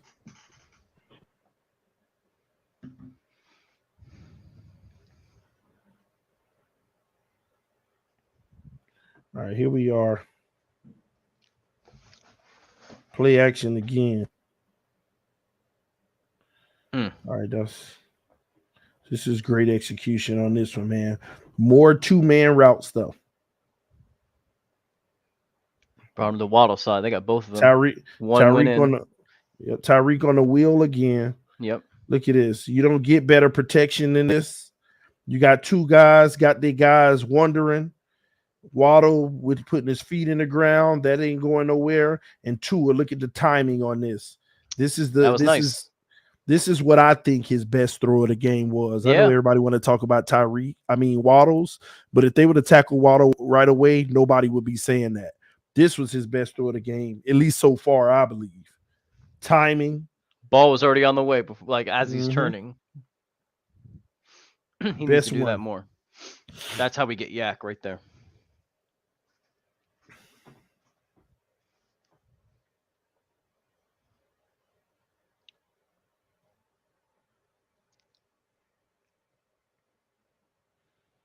All right. I don't know what coverage they run. Robert, they hand it off anyway. This is an RPO play. And Chase made something out of nothing, skating between the tackles.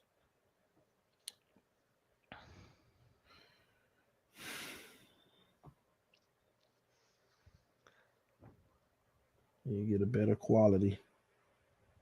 What is this right now? This is second down? Second down.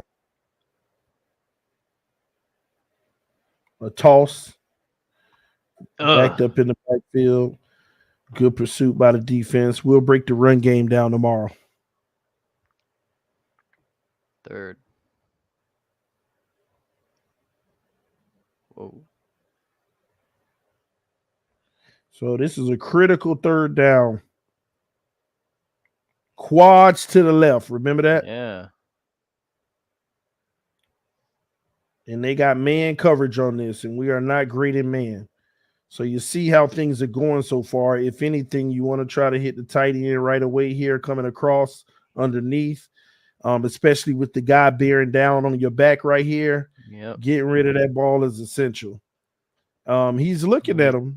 He's actually looking at Waddle in the middle of the field, but this, I think, right here, he redirected.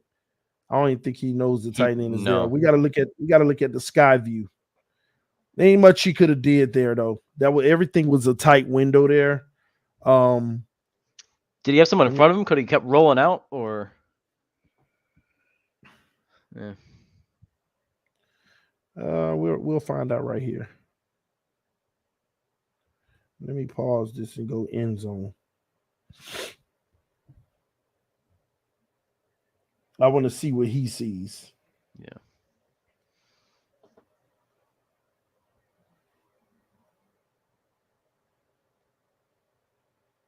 And then that wide 9. Oh my God, who was that just got blasted? Yeah, is it Robert Hunt? Is that Robert Hunt? But right here, yeah, he's never looking at 81. He doesn't even know 81 is sitting right there underneath. And it still might have not been enough for the first. It still might have not been enough for the first. So ain't no biggie on that. Yeah. It happens. But gosh. He came right. Is that Robert Hunt? 88. Oh, no, 88. He just, oh my gosh. Robert Hunt just got destroyed.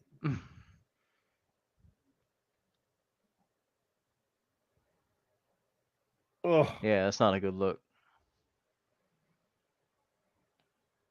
Connor Williams jumps on it. And there we go, getting the field goal. Couple mistakes, probably could have. Yeah. We can clean that up. It's nothing that we can't clean up. Yeah, we will. All right, let's go to the next drive.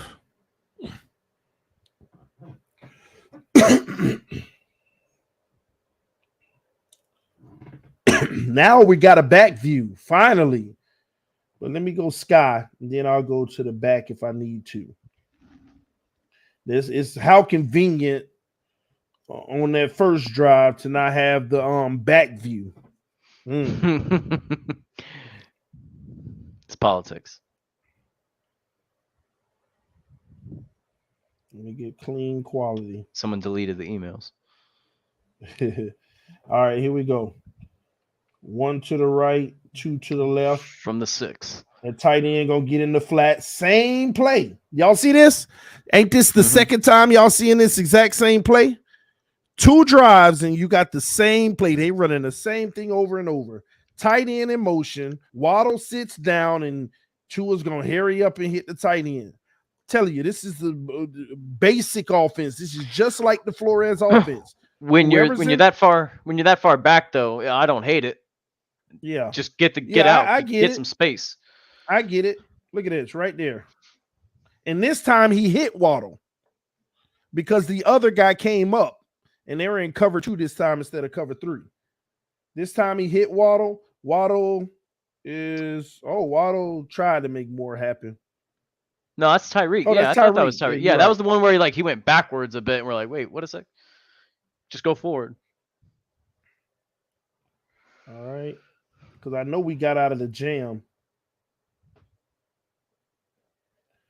Oh, this quality is horrible. Y'all bear with me. This is just all 22 quality. The more I back it up, the cleaner it gets. I don't know why it works that way. All right, this is obviously a play action. Guy in his face, hits Tyreek, beats him around the edge. Almost a first down. Let's see that ball placement again. Yeah, that's all right. That's all right. You good. I wanted to see it too. I tried to catch it, but I couldn't because I also need to see who tripping on that line where that free rusher was back there. A tight end. Oh, Mike Gesicki. God, that's why they took him out the game. Jesus. Y'all look at Mike Gesicki. Full display. Full display. Look at Mike Gesicki. Mike Gesicki is at the end of the line of scrimmage at the bottom of the screen. Watch Judon just literally. Oh, my gosh. Oh, wow. Oh that's it's not just a good look. Embarrassing, man. Ball placement was all right. This is just embarrassing. Let me go end zone on the same play. I want y'all to see it even better. Like Gesicki, the way you on candid camera, bro. The way his body went, it looked like he's like, where'd he go? He wasn't even, bro. He just trying to be a body in front of a guy. He not trying to fight. Oh my! He just pushed Lord. him. He said, "What? Who are you?" Oh, that's not a good look. That's not a good look. This stuff up, Lord. Look at this man. He just pushed. Oh my gosh.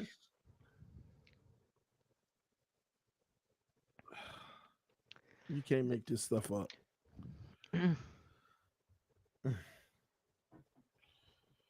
Third down. This is 3rd and 1. We're going to go back to the sky view in a second. Full back up the middle. We did execute on this one, by the way.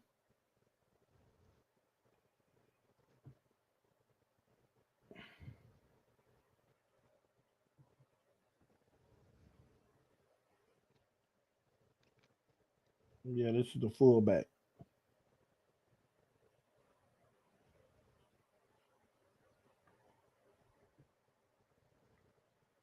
Oh my God, Gesicki.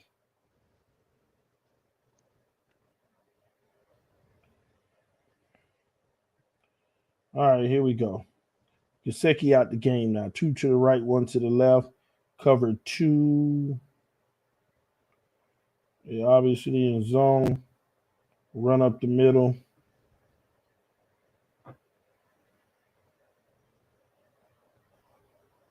Dang, boy. Gesicki, I can't get over it.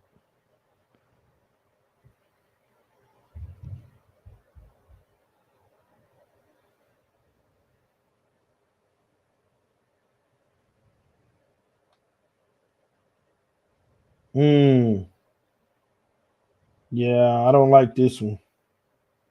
Hopefully we convert on this one. Because this is.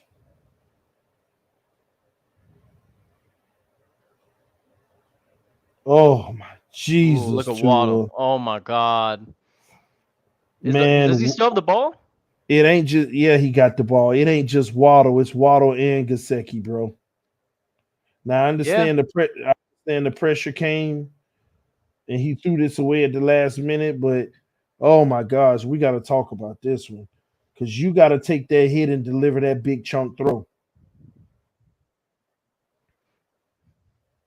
First look at Gesicki in motion. Underneath, yeah. Bam. Nobody over there. Gesicki's the first option over there. Nothing. Yeah. I get the Tyreek because it's cover 2. You don't want to take that big shot, but you didn't. He didn't even look at Waddle. He looked at Tyreek and then he saw the pressure. He looked at the pressure. I actually understand that the pressure is coming, but you got to see this right here, right here, right here. You got to look at him. Now look at the defender coming in to sack him. I get that. He ain't there yet, but you still got to take that read to Waddle, man. They're in cover 2. You know your reads. You're looking for Tyreek deep. And if you see both safeties back there, you're supposed to have Waddle coming underneath. We're not reading this. We don't read this at all. We don't read this situation at all. Right here, he's like, nah, I'm going to get up out of here.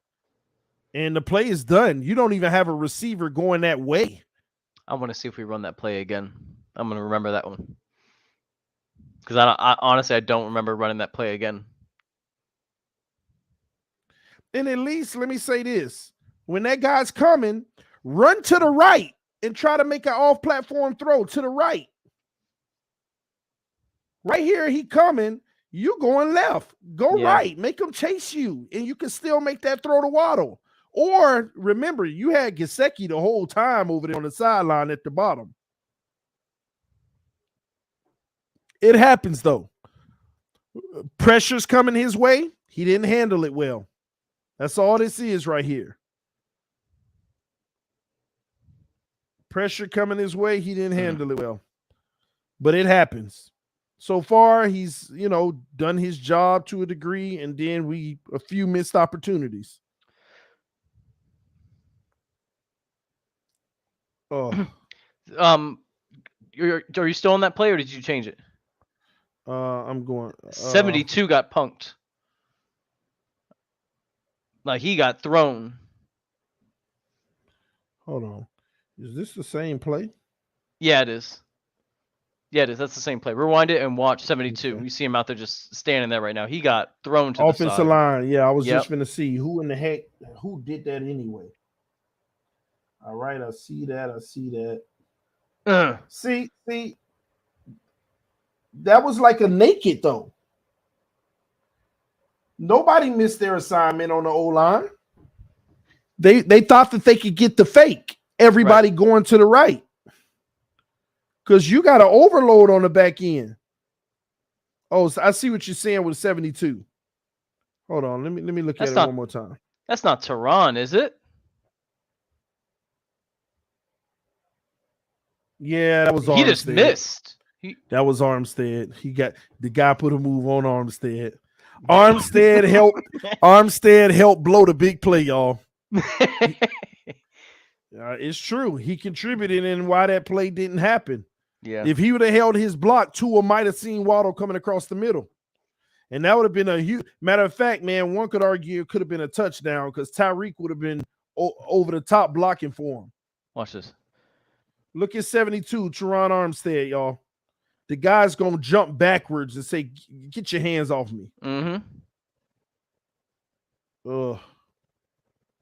Oh. Y'all see that? Oh, but Tua, you still got to see it, homie. Yeah. Jeez. Like, y'all, look at this. Look at Waddle. You're going to see him at the top. Right here, you're looking at Tyreek, but you should know right here, you need to look at Waddle. Yep. This is anticipation at its finest. But he's still looking at Waddle, staring him down. He's Tyreek. Still staring him down. Tyreek, yeah. Just staring Tyreek down. Come on, TD. You need to get better on the replay controls. Let's critique your skill. Hey, ain't nothing I could do. I got to keep rewinding it to get a better quality. Y'all the ones wanted it on the spot. Usually I would clean it up before I try to play it. This is your phone, right? Yeah, it's on the phone. Yeah, nah, it's the same way on the computer, bro. Yeah. But it's harder to handle. I bet not as easy as a computer. Yeah, this was a huge blown play right here, and you got to put this. Teron Armstead contributed, but Tua still should have made that play, man. Yeah, I think they'll clean that up though.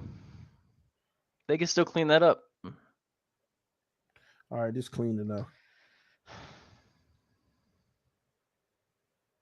Oh, blitz.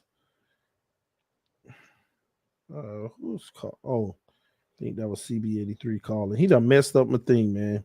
I'm gonna have to go airplane mode. He don't like your takes, so he's bombing you. He gonna have to come in. Let me get off the end zone and go sideline. Oh, I went to the beginning of the freaking game.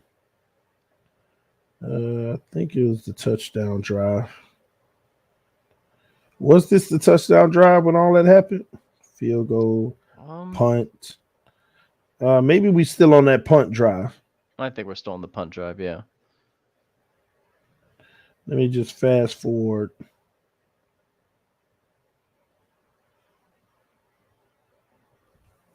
This might be where we at now.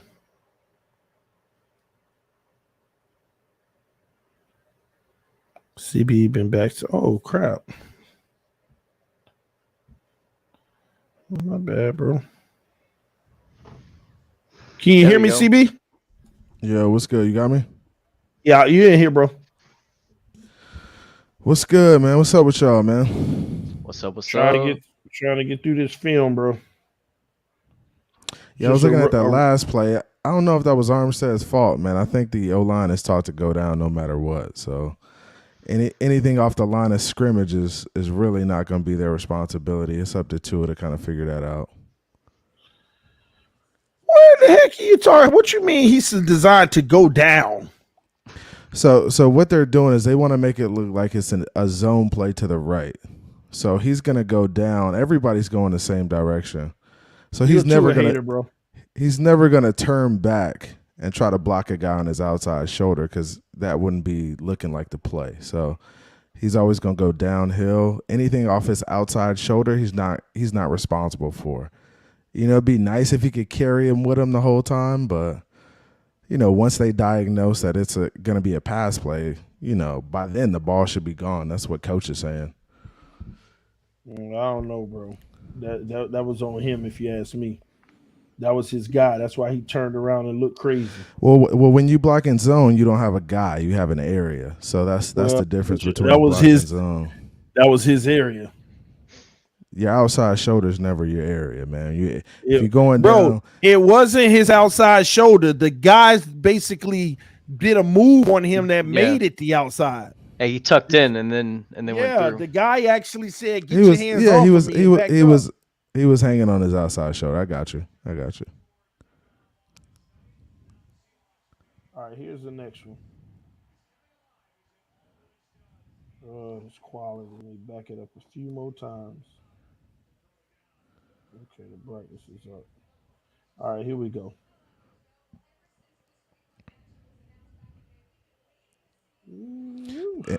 Hey, man, on the line of scrimmage coming through. Huh? This is a good job by Tua right here. Yeah, that M man on the line of scrimmage, he's a free rusher. Nobody, because they in empty. How much time on the clock on this? Like, where are we at in the game right now? I'm not sure, but I will say this, man. Do you have this on end zone? No, not right now. I'm about to put it on end zone after I do the sky view. But this is probably the second best play from Tua in my opinion, this is a thing of beauty. Like literally, nobody's open. I'm a freeze frame for y'all to show y'all. Nobody's open. Pause. Nothing's open right now, and the rush is already there, unimpeded. And he don't see it. His back is turned. No, he's spinning. He did see it. Okay, that was a phenomenal move. Out. Now he could have. Now he right here, since he has to turn his body all the way back around just to reset, it makes it tough for him. So now he's pointing to go. I don't know why he's telling him to go like he gonna throw it 50 yards, but he hits the guy on the sideline. I like that execution. Didn't panic. Improvised. That's a rare look for Tua. That's to have a successful play like that. Yeah, that's something he doesn't really do that well. So for sure, I think. So you got two O linemen blocking one man on that play. I don't know what their protection is. It could be 5 down and Mike or something like that. That end man comes. That end man comes late. No, they overloaded. Let me show you what they did. They gave you, just like we run the zero. Look at that. 1, 2, 3, 4, 5, 6 guys at the defensive line. Oh shoot. Right. So you got 2 stand-up guys and 4 down guys. So they're probably just taking the 5 to the left, and that's how they're blocking it. Yeah, you going, and he's the furthest one away from the ball, right? Edge. So Tua should be expecting that pressure because he knows where it's gonna come from. Exactly, but I ain't trying to get on Tua, but guess what you're supposed to do in this situation?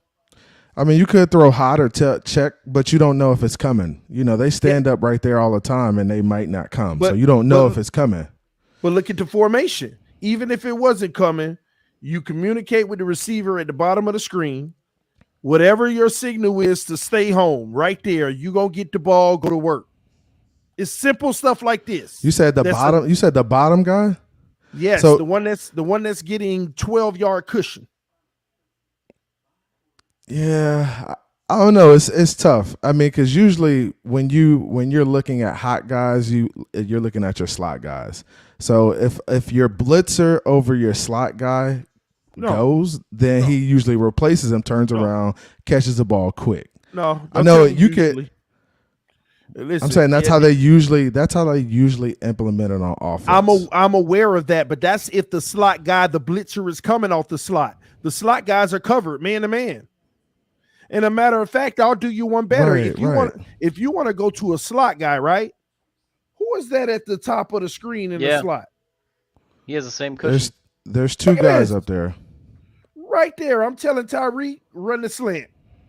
But we're going go. You got to overload though, bro. You know that you might have a free rusher coming in. You're not going to prepare for it at all. And Tua knows where it's coming from. That's the thing about this play. He does know where the free blitzer is coming from. He knows his line is sliding to the left, and he knows if any pressure is going to come, it's going to be off this right side.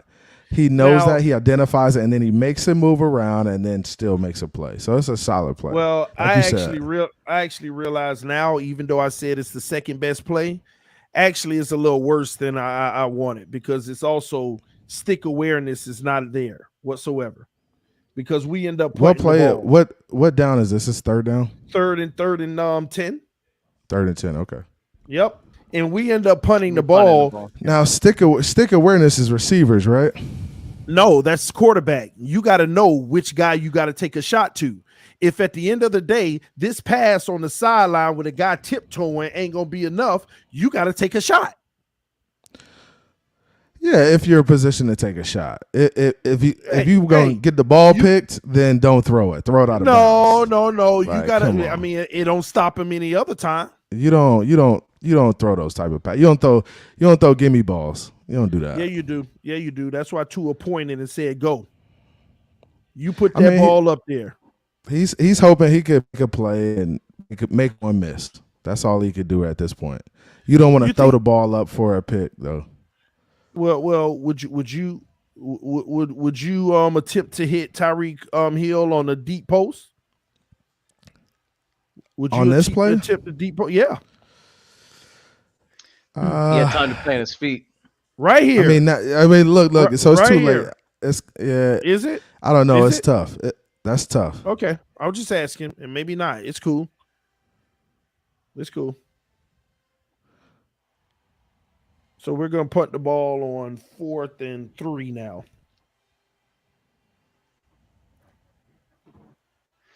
And then this next one is our touchdown drive, and we legitimately play different in that 2-minute window. Is that what it was? A 2-minute drill or something? I'm telling you, we just started pulling stuff out. Well, they fumbled and we went to halftime, I think, or something. No, touchdown. Here we go. Let's go off of this drive. We're not at the 2-minute yet.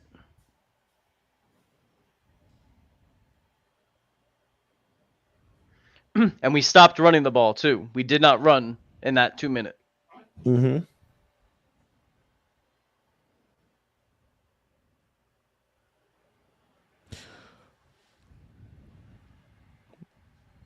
Same Flores, the same Flores. Run that here. back. You said this is a Flores play? Man, this is like the fifth play. The same as what they did with Flores. I mean, with that offense, they kept a lot of them wrinkles. Watch this. Hike, guy in the flat, coming around on the it's wheel. Just RPO, right. Yeah, well, even beyond the RPO, what they're trying to do. Gosh, I didn't catch it. I hate this system. That cameraman. So that's an RPO play. Yeah, but what they're trying to do in this system is always confuse that linebacker at the beginning of the play. Right. So they're doing the motion across. Well, this time it's almost like motion. a counter.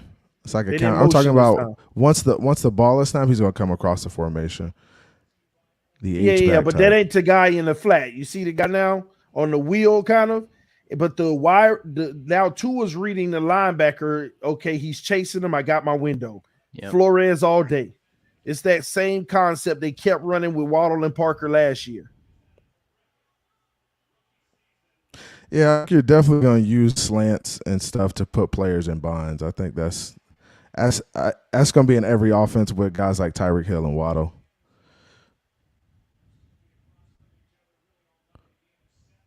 No push from the offensive line.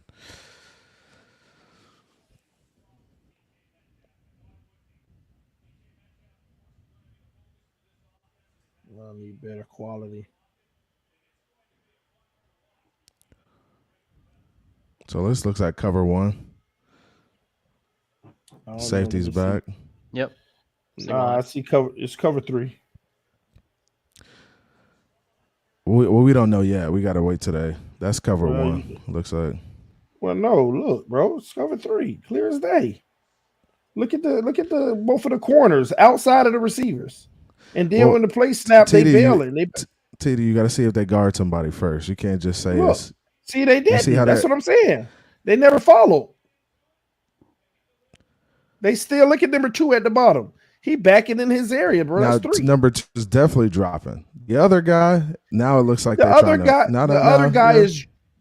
guy's dropping, but he also see the route that's happening right in front of him, so he's being cautious to try to play it a little. But this is clearly 3. You can see that pre-snap. They outside of the receivers. They not lined up with him. And look, same freaking concept. Honestly, look at this. Same basic concept. Look at the. This is like a rub route, and further down the field. I don't think we saw a lot of this with Flores. No, bro, this is the same thing. Look at the tight end going out in the flat, Waddle creeping right behind him, and if the linebacker stay with Waddle, you hit the flat. If the linebacker run past Waddle for the flat, you hit Waddle. Look at this. Same concept as 2 plays ago. Look at the tight end. Turn around. Mm-hmm. The guy stayed with them. Tua turned around, tried to hit him because the pressure coming. But did you look at the guys down the field though? Down the field? For who? The other receivers? Yeah, the other receivers. Like they did something different. They didn't. Well, it doesn't matter. Tua. He ain't nothing he could do, really. They sit that edge. And remember what I told y'all a few days ago. Teams are not going to go for the play action. They will come straight at Tua, and they're going to waste about 5 of our plays a game. And this is the third time today they came straight for Tua instead of the handoff, and he has not done very well with it outside of the spin move that we end up punting anyway. This is exactly what teams are going to do against Tua in this play action system. And this was an incomplete pass, right? Yeah, I think until the running game gets going, that's how they're gonna play him. They don't care if their running game gets going, bro. Yeah, and our running game ain't gonna get going against the good run defenses in this league. We just ain't got the personnel. Dang, Geno Smith touchdown, big play already. Yeah, they up 6-7-0 pretty much. Denver's defense looking slack. I don't know what just happened. This looked like a good throw. So you got max protection, another two-man route concept, 3 mans actually, 2 are back to pass, and this is just another timing one. Let it out there. This was cover 1 or cover 3 too? Cover 1. Let me see. I think they're lined up outside here too. Yeah. Well, No, they ain't. This is cover 2. Robbery. You see that safety coming up? Cover 1. Is it? Let me see.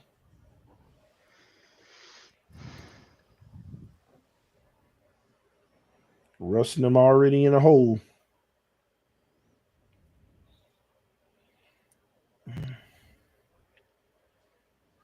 Dang, I feel like we should already be on the other side of the field.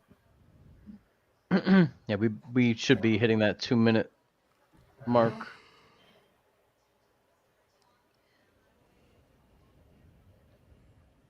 False start by Gesicki. Boy, Gesicki, man, he just blew all the church's money in this game. Man, he looked frustrated. Especially after his only catch. He did not like it. Here come that wheel route again by Tyreek. 2-man route. I don't know what this he is was the one he thinking pulled right down. here. That's the one he pulled down. Oh my God.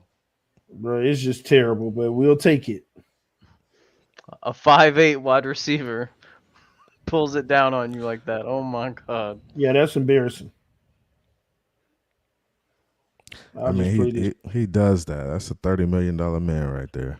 Man, you don't throw that. You freaking can't. ball No, up. You can't count. He ain't Devontae Parker. You can't count on him to do that.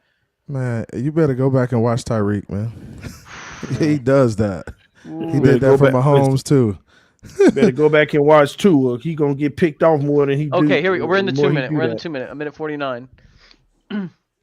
Yeah, this should be the Waddle play right here.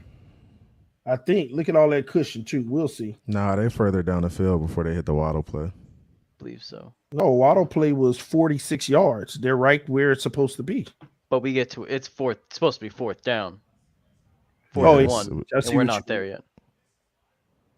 See, remember, this is what I was trying to explain to everybody. Tua, this is a perfect example of him being a spot thrower, right? Let me show y'all what I'm talking about. Look at Tyreek on this play. Try to make this catch. Many people would say, oh, Tyreek should have caught that, right? But the reason why it wasn't right in front in his chest is look at the guy push Tyreek. I want you to watch the defender push Tyreek. Tua put it in the spot Tyreek should have been, but he didn't calculate where he should have been based off of the adjustment because the guy pushes him. Watch this. Bam. Knocked him off by a half a second. You see that? Yeah. He still should have caught it, though. He definitely he still could have caught it, but that tells you when you got a spot receiver, a spot quarterback. Well, TD, I don't know. When you're throwing slants like that, you got to throw it through a window. So it's for the receiver to go get the ball, man. You got to throw it in a window. You can't throw it to a guy every time. Like, you got to throw it to a window, and he's got to go make the play. You have to throw it to a window in front of the man. The ball placement still has to be flawless, bro. The ball placement. The ball placement doesn't need to be flawless. It needs to be within their catch radius. That was within his catch radius. He felt like he didn't make the play. It hit him in the hands right here. That's a drop. And also, it's a drop. It was too high and behind. Also, it doesn't matter whether it was too high or behind. It's a drop. It's a bad throw. It's a bad throw. Let you tell it. He should have caught the ball. Should he have caught the ball, TD? No. What? Come on, man. If you throw the tell ball, these people that. If your wingspan can get you up in the air freaking 7 feet. Bro, you about to make me turn my camera on, bro. If your wingspan can get you in the air 7 feet and the ball is 7'3", he just made an acrobatic catch to make that catch over somebody, and you're telling me he can't make this catch? No. Okay, hang on. Is the he question, can't make this catch? Hang on, CB, is the question, should he have caught it or could he have caught it? Could he have caught it? He could have caught it. Should he have caught it? Both. Yeah, yes. Receivers are paid to make their quarterbacks look good. If it's in your hands, you got to catch the ball, guys. He could have caught it. Yes, he should have. He should have. He could have. He would have if he had hands in that moment. Yeah, if he had hands in that moment. And guess what? If it was a better throw, he definitely would have caught it. Man, you can't put it on a guy's numbers every time, bro. It's the NFL. Stop. Exactly. That's why you got. It was a good throw. That's why you have incompletions. Even if you get pushed off your route, get back up, find the focus, find the ball, and then make the play. He should have made the play. Was it a perfect throw? No, it wasn't. No. End of discussion. How many perfect throws are there in the NFL? God, dog, Tua, are you kidding me, man? Another big chunk he missed out on. Look at, and this one might be Gesicki. Who is this? Maybe it's not Gesicki. Waddle. No, that ain't Waddle. Man, this dude gets smashed. My goodness. Who is that? We need the other view. Oh, my goodness. Is that Smythe? Is that Durham Smythe? Right there, coming wide open? Where are you talking about? In the middle of the screen? In the middle of the field, bro. 40, are you talking about between the two linebackers right there in the middle? On the exactly. Okay. Yeah. Oh my God. He's already hit now. I mean, no. He ain't already hit. This is that Skylar Thompson anticipation throw. Watch. Oh, if you know the route, you know when the ball is supposed to be gone. Right here. Ball, and he looking at him too. And he looking at him. Where's the defender that sacked him right now? Nowhere to be found. There's nobody there right now. Nobody there. And this is where the ball is supposed to be fired. And the other view. He's looking at him, bro. Now the defender comes in and it's too late because you're slow blinker. That's that slow blink right there. I ain't gonna lie, that was a huge opportunity right there, man. That's a tight window, man. I understand what you're saying. Yeah, exactly. That's a real tight window. Exactly. Limitations. That's the problem. Yeah, tight window. That kind of is his problem as of right now. He needs to be better in the tight windows. He's got to make some throws. I'll tell you what, and I'm surprised we haven't said it. And CD, I didn't hear you say it yesterday. It all comes back to consistency because he made a tight window throw with Waddle. That was a tight window. Yeah, and that's the thing. That's where he's always been. See, that's different. The Waddle catch is different. The Waddle catch he squeezed through. This one you have to put over. Tua has always struggled with the touch passes that you have to put over the guy. The Waddle one he didn't put over, he threw it right in that opening. Exactly. We all know he's great at that. But it's the plays like this where you gotta put the touch on it. That's where he falls short, and he won't even throw them. And that's why you always see Gesicki one hand. TD, I get what you're saying, but I feel like you're only picking out the negative, and I'm just up here trying to be, most objective as possible. No, you sit up here. No, you're trying to make excuses for everything up here. That's what you mean. For everything, or am I just being a little objective and playing both sides? Because I said he could have. So I said he could have made it.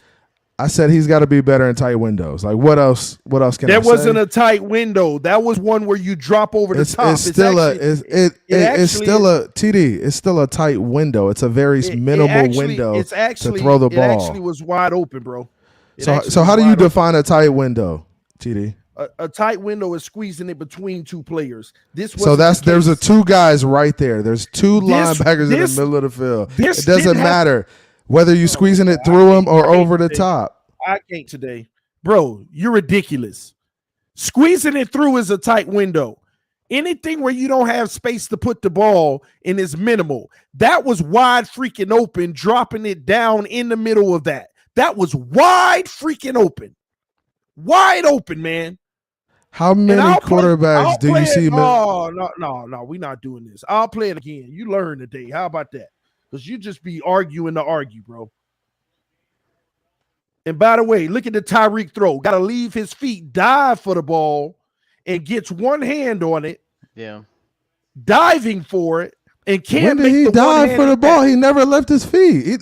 What do you mean? Well, CB. Bro, no, see. We got to do it again. See, I got to go ahead. Let like him you sit paused on the it. side. You paused it, and his feet weren't on the ground. Like, come on now. Like I'm literally paused. We're not making nothing up here.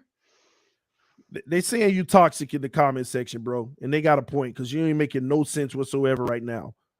Talk about when did he leave his feet? I had it on the screen clear as day when he left his feet. And that's the only reason he got his hand on it. Is this the play, man? No, that's the other. That's the next one. Let me go back.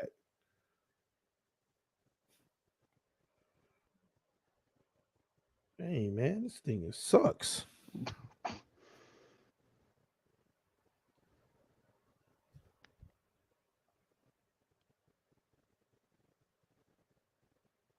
All right, we already. That's the one before it. Now it's the next one. Yeah. All right, cool. Said TD explained that it's not a window, but a throw open moment. The receiver runs past the two defenders. If he makes that throw. Yeah, I mean, wide open, bro. Literally wide open. This is what you call NFL wide open. Well, this ain't it. When did he leave his feet, CB? Look at that. When did he leave his feet? 2 feet off the ground and one arm reaching, diving for it, and he gets that one arm on it, but he can't bring it in with the one arm. Diving. That's only because the ball is ahead of Tyreek by a little too much. Why? Because he spot through it and he didn't calculate for him getting pushed early on. When did he leave his feet? Now, CB3, do you want to acknowledge that he left his feet? No, he did not dive for the ball. Did he leave his feet? Bro, receivers are running. They leave their feet every step. All right, never mind. I can't live with these type of excuses in my life. Anyway, on to the next play, man. I can't. Lie to anyone, huh? Lie to yourself, you lie to whoever, bro. All you're doing is coming over here to argue and make excuses about everything you see. Freaking now, if he threw it between those defenders right here, then we would say tight window. But he ain't supposed to throw this ball between those receivers. He's supposed to put it up over the top in front of the receiver. Out. Look at that. He's supposed to throw the ball over.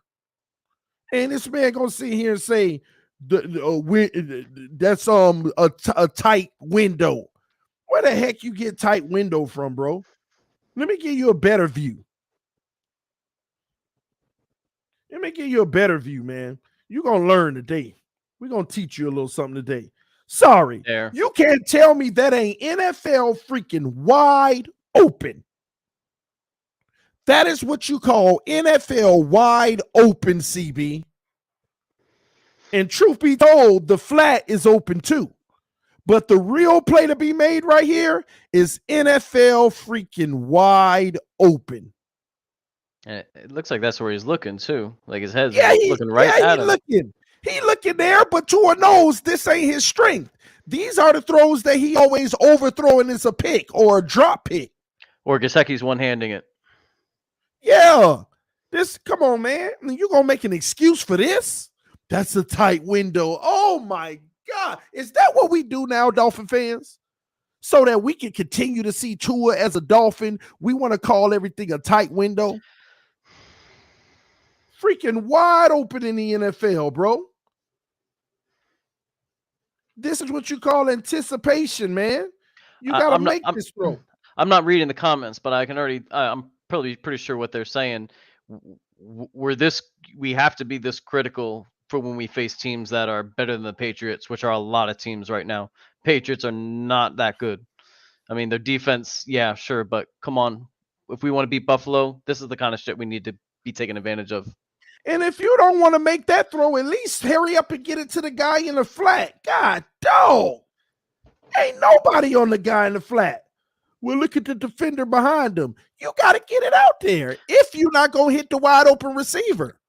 Because at the end of the day, the only person that threatens that guy that's wide open in the middle of the field is the guy that's running to the flat now.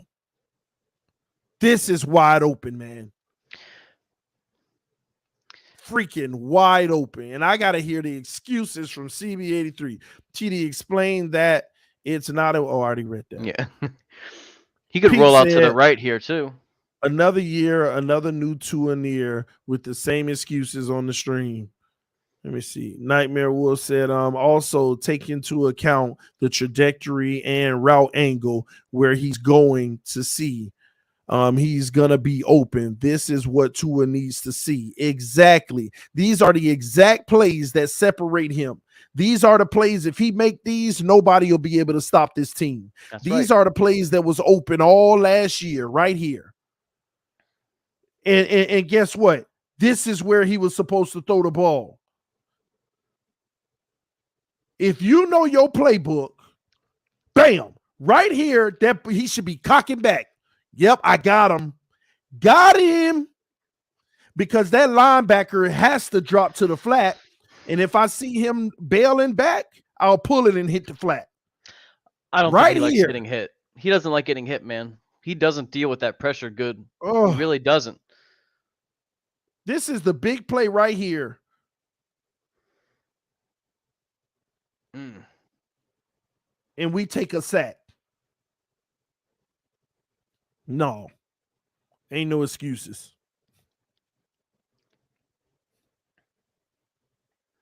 And the whole time I was doing good. I was actually saying, oh, I like this from Tua. I like that from Tua. I wasn't killing them. But then when you get to arguing with people that make excuses, it sounds like you're killing them. Obvious stuff. Trips to the right. No. He gonna dump this down. Well, no, he gonna hit the middle of the field. Yep. Oh my gosh. See, this is what I be talking about too. I want y'all to look at what the player did at the end of this play.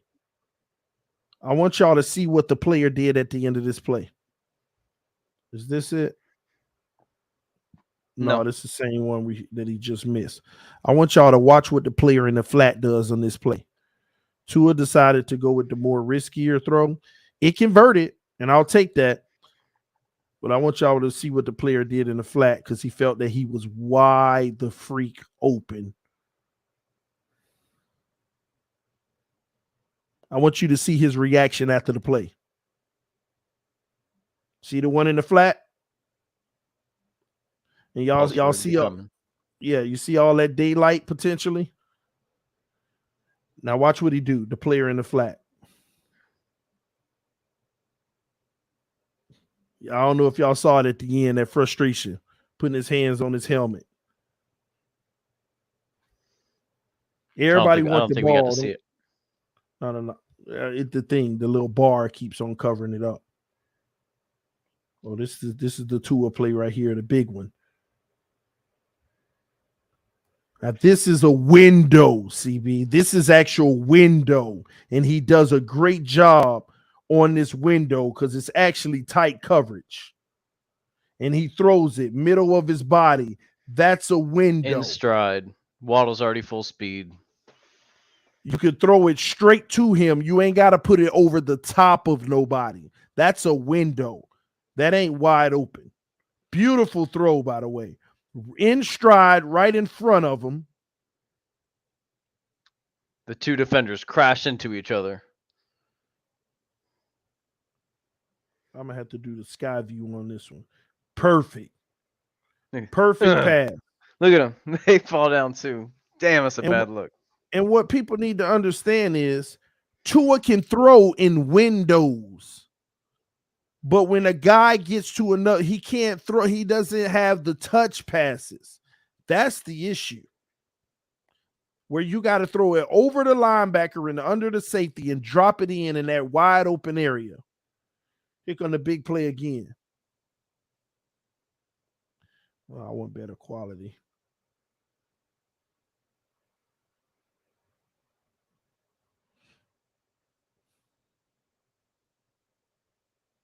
Looking. Oh, look at that. Perfect. Perfect. And he left his feet too. But his arm ain't reaching out in front of him. It was right on the money. Yep. And I told y'all number 2 need to get fired. He could have made the tackle right away and just didn't. It looked like he slowed down when he caught the ball. He did. After Waddle caught it. He did. I don't know what happened with number 2. He literally just stopped. I think that since Waddle jumped in the air when he caught it, he thought that he was going to fall to the ground. Number 2 could have dove at him right here and made the play. Look at him. He just slowed down. Yeah, look, yeah. And now he I don't know why he did that. He's looking back at them. He's looking back at this. Yeah. That's ridiculous. That was the touchdown, right? Yeah, yeah. Then halftime. Let me see. Let's see, where are we at right now? That was the 17-0. End of half. Okay, this is us coming out of halftime. Here we go.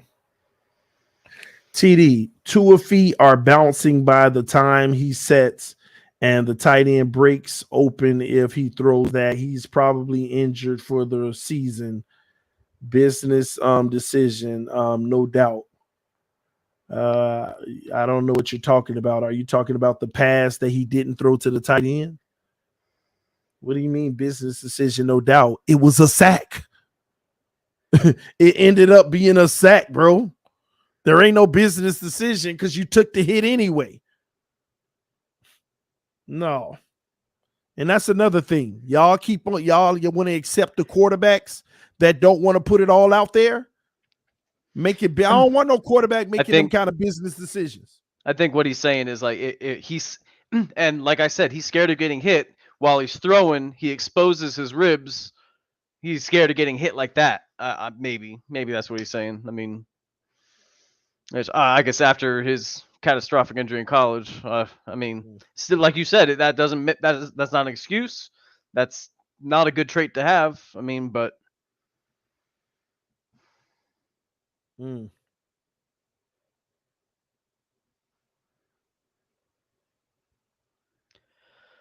All right, here we go. 25-yard line. No, this is great coverage by the Patriots right here. I thought he was going to check that down. He hits his guy. He finds him. I like this decision by Tua. That was a really good play. Nobody was open. He just, struck it in there to Waddle to make the play. This is a run play, cut back. Ooh. Yeah. Can't get enough. 3rd down coming up.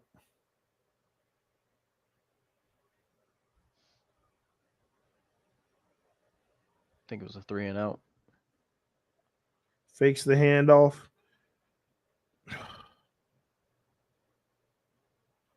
See, this was a bad play by Tua right here. First of all, decision. Well, it's 2 things here. First off, you got the tight end in the middle of the field, but even if you're going to hit Tyreek, you can't make this man jump off his feet in the flat. No. You got to leave that out. He had to do a 360 to catch the ball, and by the time his feet hit the ground, No chance to even make a move. That was bad ball placement. And then look at the tight end in the middle of the field. And I understand on this play, you already know you're going to Tyreek. The guy sat there. You got a clean pocket. You see the tight end in the middle? These are the plays you want to try to fit in there and make. If you can make the Waddle play, you can hit this tight end. You can hit this tight end standing by the Dolphins logo at the nose of it.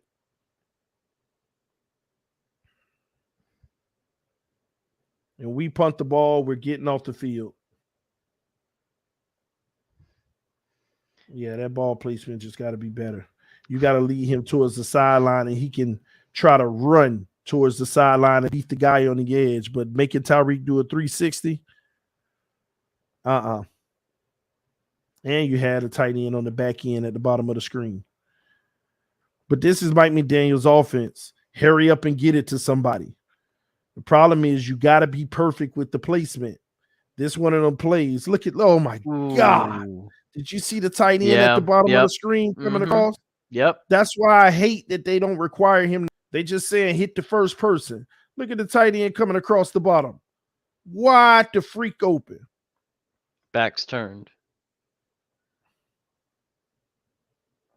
It is what it is. Derek Log said, I can't wait to tell Master at Works and Richie that their QBs are bums at the AFC East Roundtable. Fans up. Oh, don't worry. They're going to get the business on Wednesday. They'll hear it. Yeah, that one we left on the field. We can't leave those on the field. That was an opportunity right there. And that's why I say I hate these first read drives, man. We're not even like this offense. You got some open people out there, but they're not maximizing what they could be doing because we want them to hit that first read. That's designed for Hill. I agree. It is designed for Hill, T. Rich, but that's the problem. It's designed for Hill, but then you got all these other people open. So you just throw it, and then you don't even make a great throw. You got to lead Hill running to the sideline, and he got to keep running and catch the ball so he can turn up and beat the guy to the first down marker. He's going to get Tyreek killed like that, making throws like that.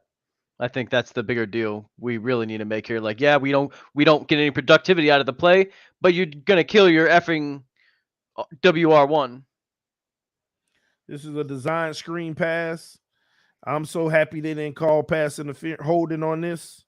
I think it's Sherfield, who was the guilty culprit, but they never called it. Watch Sherfield, the guy, the one in the slot. Watch what he does. Holds, doesn't let go. Now he let go. And he put his arms up like, I didn't hold him. Yep. At least he sold it. Exactly. I was happy because I saw it during the real game. I was like, no, hold. You see it in the replay. Like, they didn't call it. Thank God.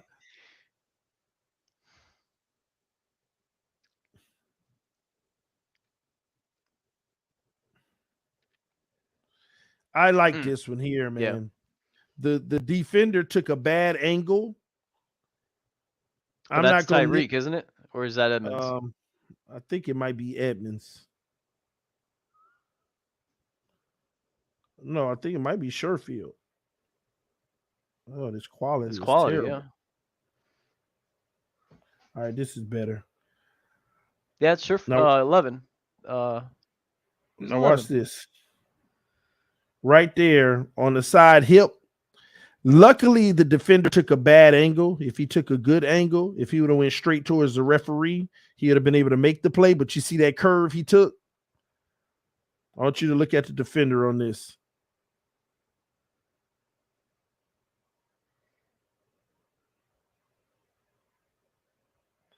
Now look at the defender, right? Right now, he needs to start heading towards the referee. Right. And he's the one off the edge. But he's going to end up going by the 35. Look at him. He goes to the 35. Yeah. He took a bad angle on this and almost got there, but if he was headed towards the ref, he would have made this play. Good job, I think that might be Sherfield. Good job making that play for sure.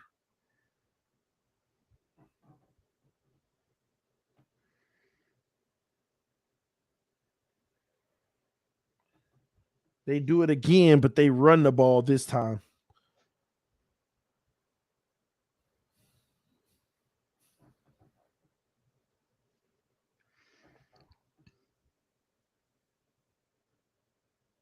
All right, here we go. Confusion. Receiver don't even know what to play. Oh, crap. I exit out of it.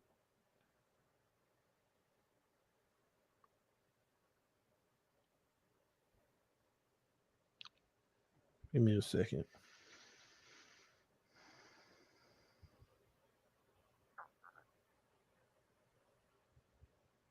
All right, let me back it up. Quality. The receiver's confused. He don't know the play. He's asking Tua. Tua hikes the ball anyway. Look at the receivers. They look like they were confused too.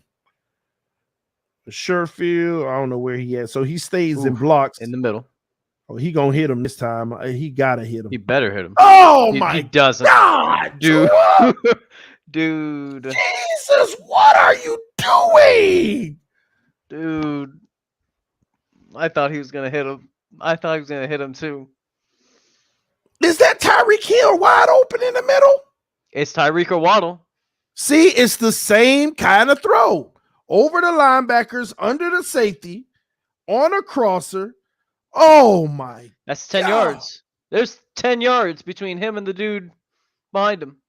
It's the same type of throw, bro. Wow.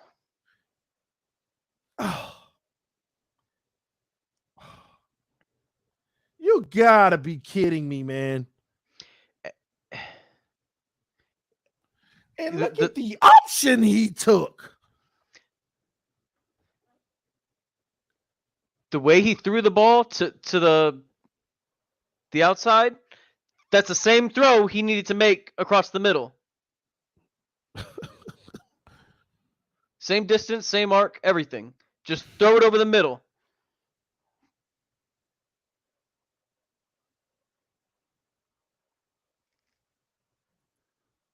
Somebody said it's Waddle. Tua took the bad hit. No, that looked like Waddle has the orange gloves, doesn't he? That's Tyreek. That ain't no Waddle. Let me look again. Y'all confusing me. No, Waddle is the short. I mean, Tyreek is the shorter one at the top at the line of scrimmage. Waddle is behind him. That's Tyreek wide open. Yeah.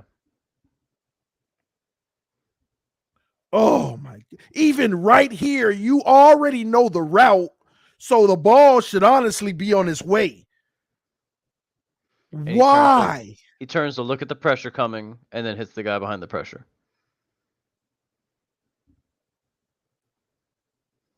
Tyreek looking too, and he comes. I back think to the flat. I think he throws his hands up. This is the play where Tyreek throws his hands up. Like, you're right. Dang, they not gonna show it. No, I think he went off screen when it happened. No, I think it was a different one. Tyreek threw his hands up. I remember. He should have threw his. Yeah, he it got must frustrated. be coming up. It must He's be coming scared up to plant his leg and take a hit. Bro, was there a concern for? No, man, we got to stop this mess with him not wanting to take the hit, because I'm mad now. He need to take some freaking hits. I'm telling you that's what's happening. I'm telling you that's what's happening. And on top of that, he don't have to take the hit. I mean, you know this zone coverage, bro. Oh my gosh, throw the ball sooner. Right. And if they hit you, then you just got your team more yards. No, TD is that one. Is this one where Tyreek got frustrated? I don't see it. Yeah, he did. You see his shadow. You see his shadow of his hands go up. You can only see the shadow because he goes off screen.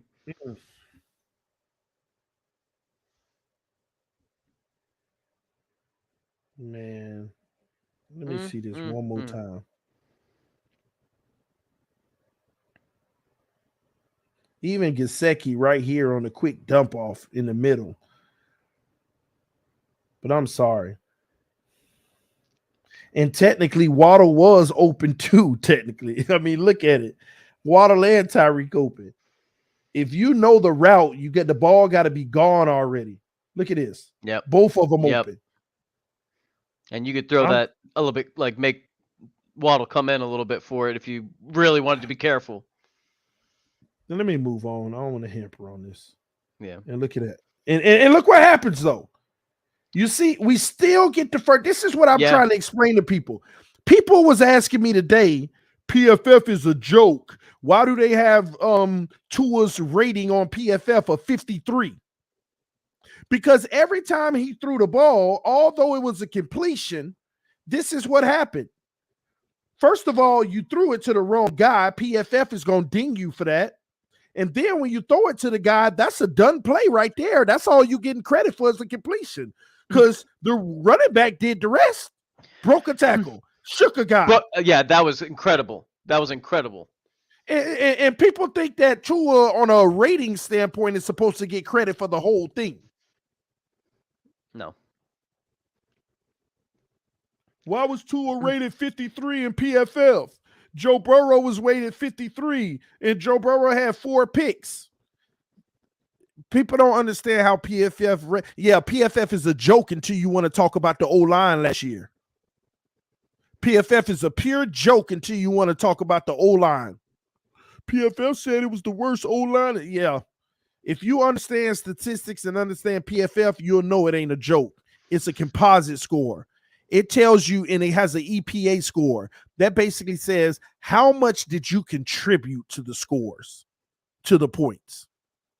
The EPA score of PFF says, how much did you contribute to the scoring?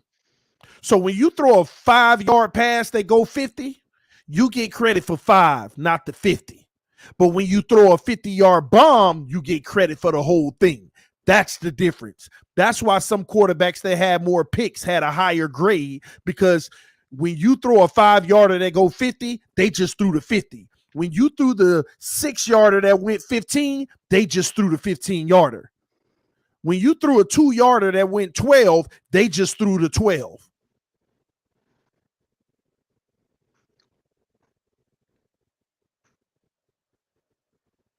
Run up the middle.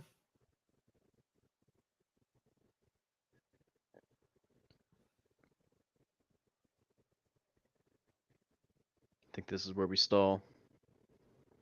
Did we?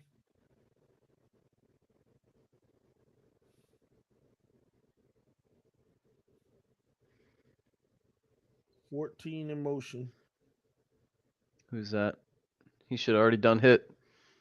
One of the dudes in the middle. This is the one. No, I thought that was the one. That was Gesicki's frustration throw or receiving. Dude's in the middle. No, this was the Tyreek frustration. This is it. Look at Tyreek coming on the crosser, because I thought Tua should have hit the crosser. This is another pass where you got to get it over the linebacker under the safety. Look at Tyreek at the top of the screen. Watch him come across and watch it after the play is over. He throw his hands. Waddle's open too. Waddle's open too here. Yeah, but Waddle's was weird. But Tyreek is the guy to go to here. And Tyreek, it wasn't that last one. This is the one. I knew it. This is the Tyreek frustration one. Look at Tyreek on the crosser. Right here. Now he throw his arms up. You see that? Yep. His hands went up. He got frustrated. He like, gosh, man, hit me. Screw all that trout. I'm open. Hit me. It's because 2 plays ago, the same thing just happened. Him coming across the middle, just like that. Second time, he didn't look at him. I know a man in your face, but you gotta, if you know what the play is, you gotta get that to the next level. Yep. Because what? This play went 0 yards? 1 yard. It was 1 yard? Gesicki's only target or only reception for 1 yard. Oh, got it. Good observation. 1 reception, 1 yard.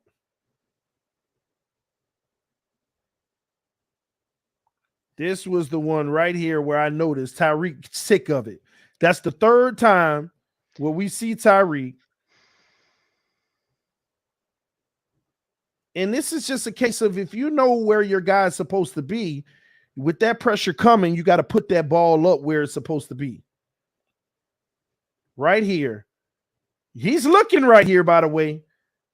That's what he's looking. Look, he can see this is where you anticipate. The pressure's not there yet. You got a decision to make, and you check it down right in front of you to Mike Gesicki. And you know the play. You know that Waddle's going to clear out opposite of you, so don't throw it to him. But you know Tyreek is going to come clear wide open. You said it. Waddle did something funny there. It looked like he's correcting his route to go deeper than Tyreek. I'm not sure if Tua might have thought they're going to collide or that was weird.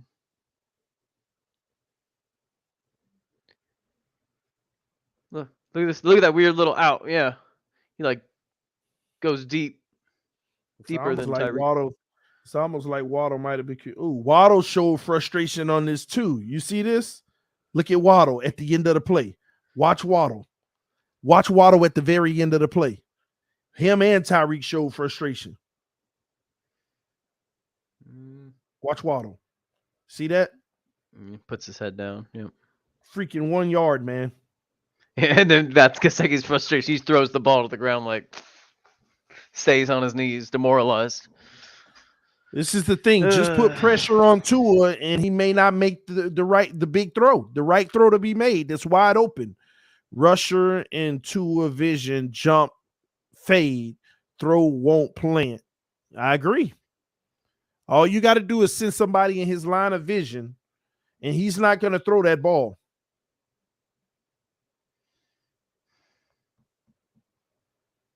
It's the very next play.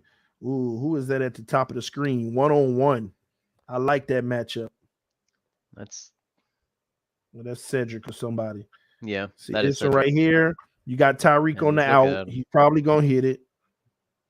And you had to come back in the middle. See, Tyreek was mad. He told him in that huddle, throw me the ball. But this isn't the one to make. That defender played this well. I'm not putting this on Tua, by the way. I just think the defender played this very better than we expected him to play. Better than we expected him to play. Because look at the flat opposite of that. We would never see it because we want to get rid of the ball. So this one ain't on Tua. This is just a case of you know where you want to go, but it's great defense. Was it better options? Yeah, but I don't even expect him to have looked at it. That was third down. You wanted to try to get the quick first down. And like you said, Tyreek was probably a little bit frustrated and said, give me the ball. It was just a sequence of events that led to that. Yeah, that one it ain't a big deal on that one for me. No. And at this point we're still up 17-7? Oh, yes. That made it 20-7 right there. We never played from behind. I thought that was another thing to note here. I mean, if it's worth anything at all, I'm not sure if that affected play calls. It is, but I think McDaniel was trying to put up points, which I like. And it was interesting because we saw the play calling in the end of the fourth, which the play just really deteriorated. Yeah. I mean, it got pretty bad. See, I haven't even started this play, and look at the same concept. Look at the same concept. Yeah, this is the one. This was a bad throw by Tua on this one. It was too short. But once again, an opportunity to potentially hit Gesicki. Oh, no, that's Waddle. You see Waddle right there? Yep. You're going to come across. You see what I'm talking about? The exact same type of throw. He just won't make it. I'm telling y'all need to pay attention to this. Look at that. Tua just won't make this throw over the middle, over the linebackers, under the safety. He will not make this throw for some reason. I have no understanding why.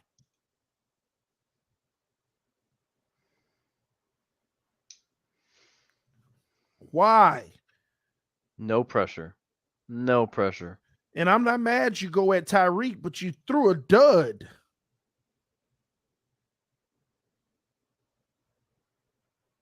Not even in his chest. I'm telling you, it's something about those intermediate throws with him. It's something about these intermediate throws in over the middle of the field that's an issue.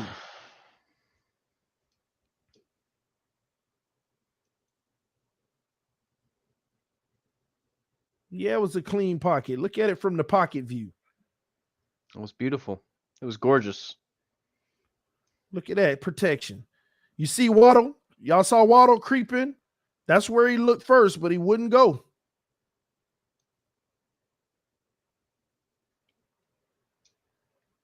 Right here. You know the route, Waddle. You see Waddle? You know what you want to do. Strike it right there to Waddle. That was beautiful. You didn't do it? Oh, well. Let's go to Tyreek. Oh, see, that's why. That's why he had a bad throw. He never truly planted and looked at Tyreek. No. He just flung the ball. And now I see why. He does that with his feet all the time. He never actually looks at Tyreek and identifies where to throw the ball. He just turns his head and flings it. Look at this. Look at his mechanics. Looking at Tyreek's route, turn, go. No. You got to put that right deep in his chest. And he rushing it in a clean pocket. It's that Jesse Davis. I told y'all that PTSD. It's just that Jesse Davis. I'm surprised the quarterback's coach doesn't like drill this on him. Here's another one. I understand why he went on the out, but by the way, another bad throw.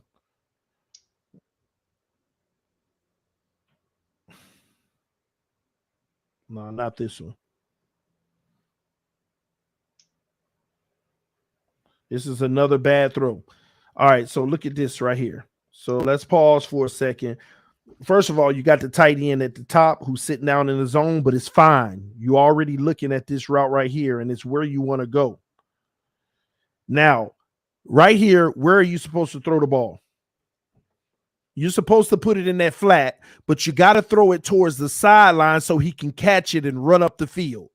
This is another example of ball placement.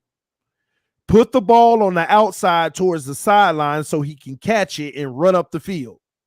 But instead, the receiver got to do a 360. Look at this. Receiver got to turn his whole body around. We got to stop doing that, Tua.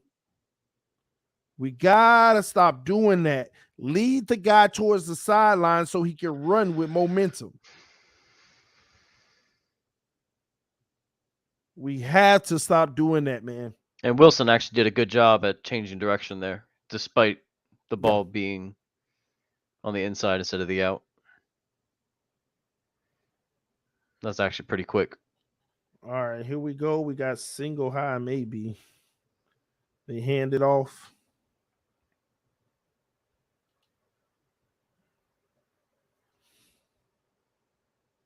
Punting. Punting the ball. I'm going to be honest with y'all. Tyreek, I think he might have had a stern talking to Tua. Oh, he did. I bet you he had a conversation about this. He had a post-game interview. Left too much on the field, bro. Yeah. Yeah, that's all he talked about was we have stuff to do. We have stuff to clean up.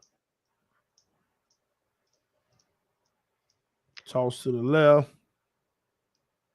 Nice little run. We're going to try to do the run game some point tomorrow. All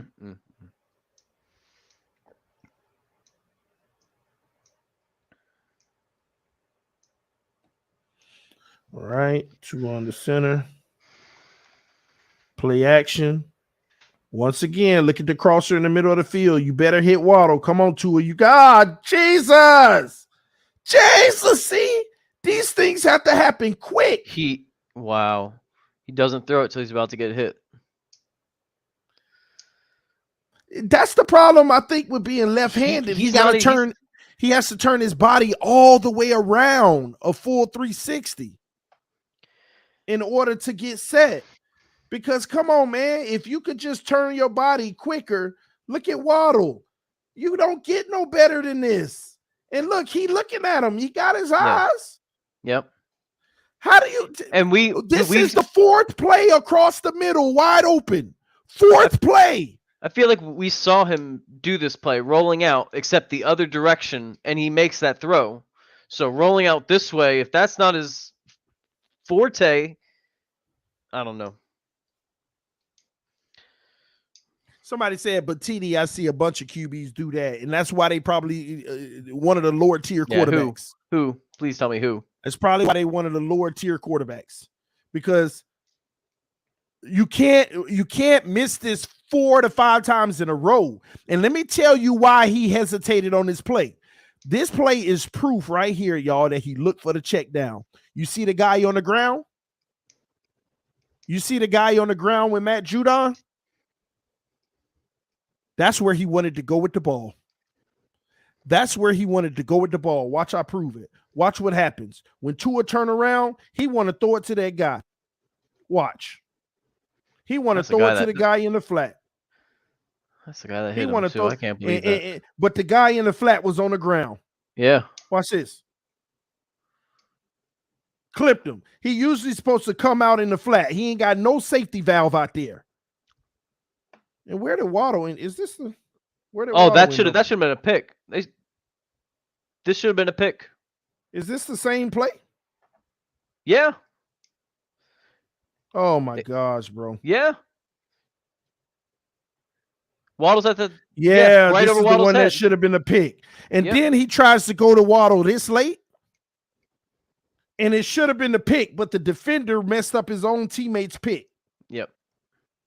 They blew their own pick. That's an interception all day. Tua had I ain't gonna lie. I actually think Tua was really decent in the first half. Decent. It deteriorated. He had a bad second half, y'all. It deteriorated. When you look at this film, he had a bad second half. As Russell Wilson just threw a touchdown. It was greatly underthrown, but the receiver made it work anyway. That was a bad pass from him, but the receiver made it work and goes down for a touchdown. Yep. No, man, this is what I be talking about. And people make excuses about this mess. Oh, this is a different play. This is a different play. Yeah. I love what he did here. I was actually a fan of this one. The quick check down. I was happy that he made this decision on this one. Running back coming out of the backfield, stretching the play. Got traffic. Nobody open. Nobody open. No need to force anything.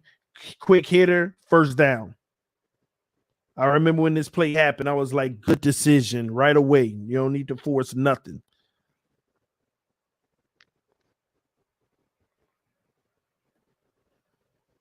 Man, this second half has been putrid for Tua.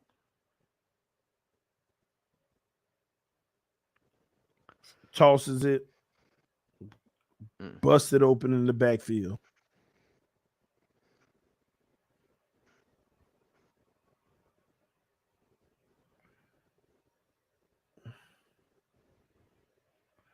All right, here we go.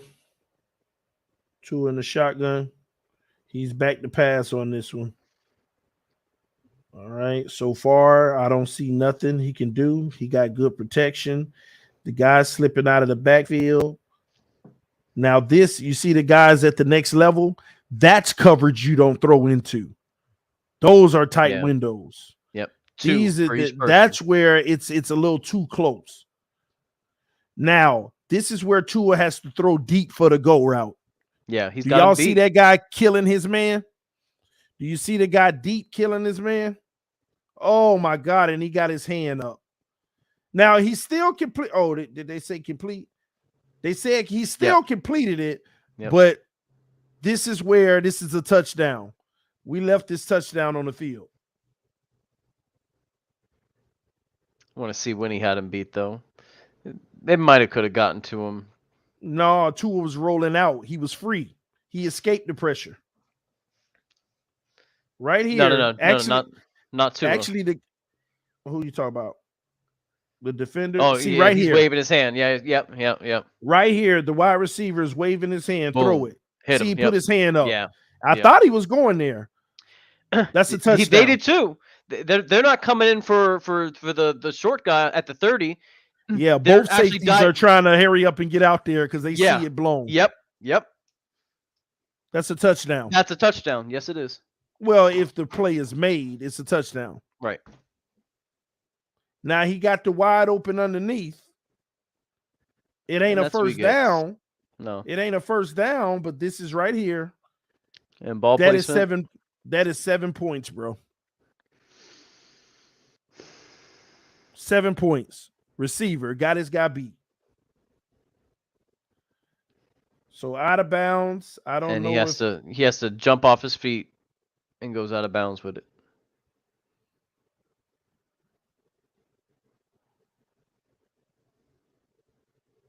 Somebody said it's only one game. We won. You're overreacting. Y'all said the same nonsense last year. What happened? Exactly. We lost the next 6 games. Everybody who says it's only one game and it kept being one game. We're not blaming Tua for no win or loss. We won the game as a team. We're just evaluating this play right now. That's it. And we're coming to the end. We got this last few plays. Y'all give me 1 second. I'm going to take a 10-second.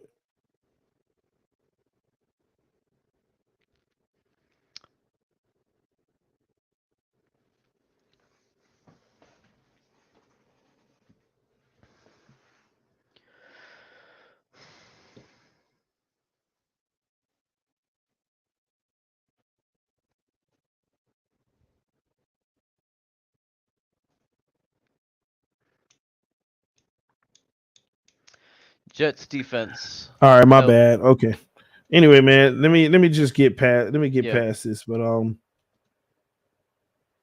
here's the next play. I think this is the one with Gesicki.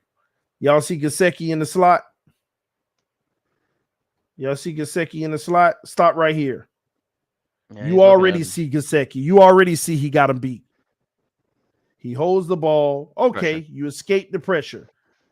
And on the run, this is where it almost was a fumble. This is the one that you need to see from this view. I don't know what's going on with Tua in the middle of the field, but we got to do better, man. I think there's another play coming up where the same thing happens. He gets spun and just throws it down. Yeah, I remember that. Yeah. Mike Gesicki, y'all, coming across the middle. You made a face at that one. I remember that. Right there. The ball got to go. Ball got to go. No. A guy in his line of sight, trouble. Out. It's over.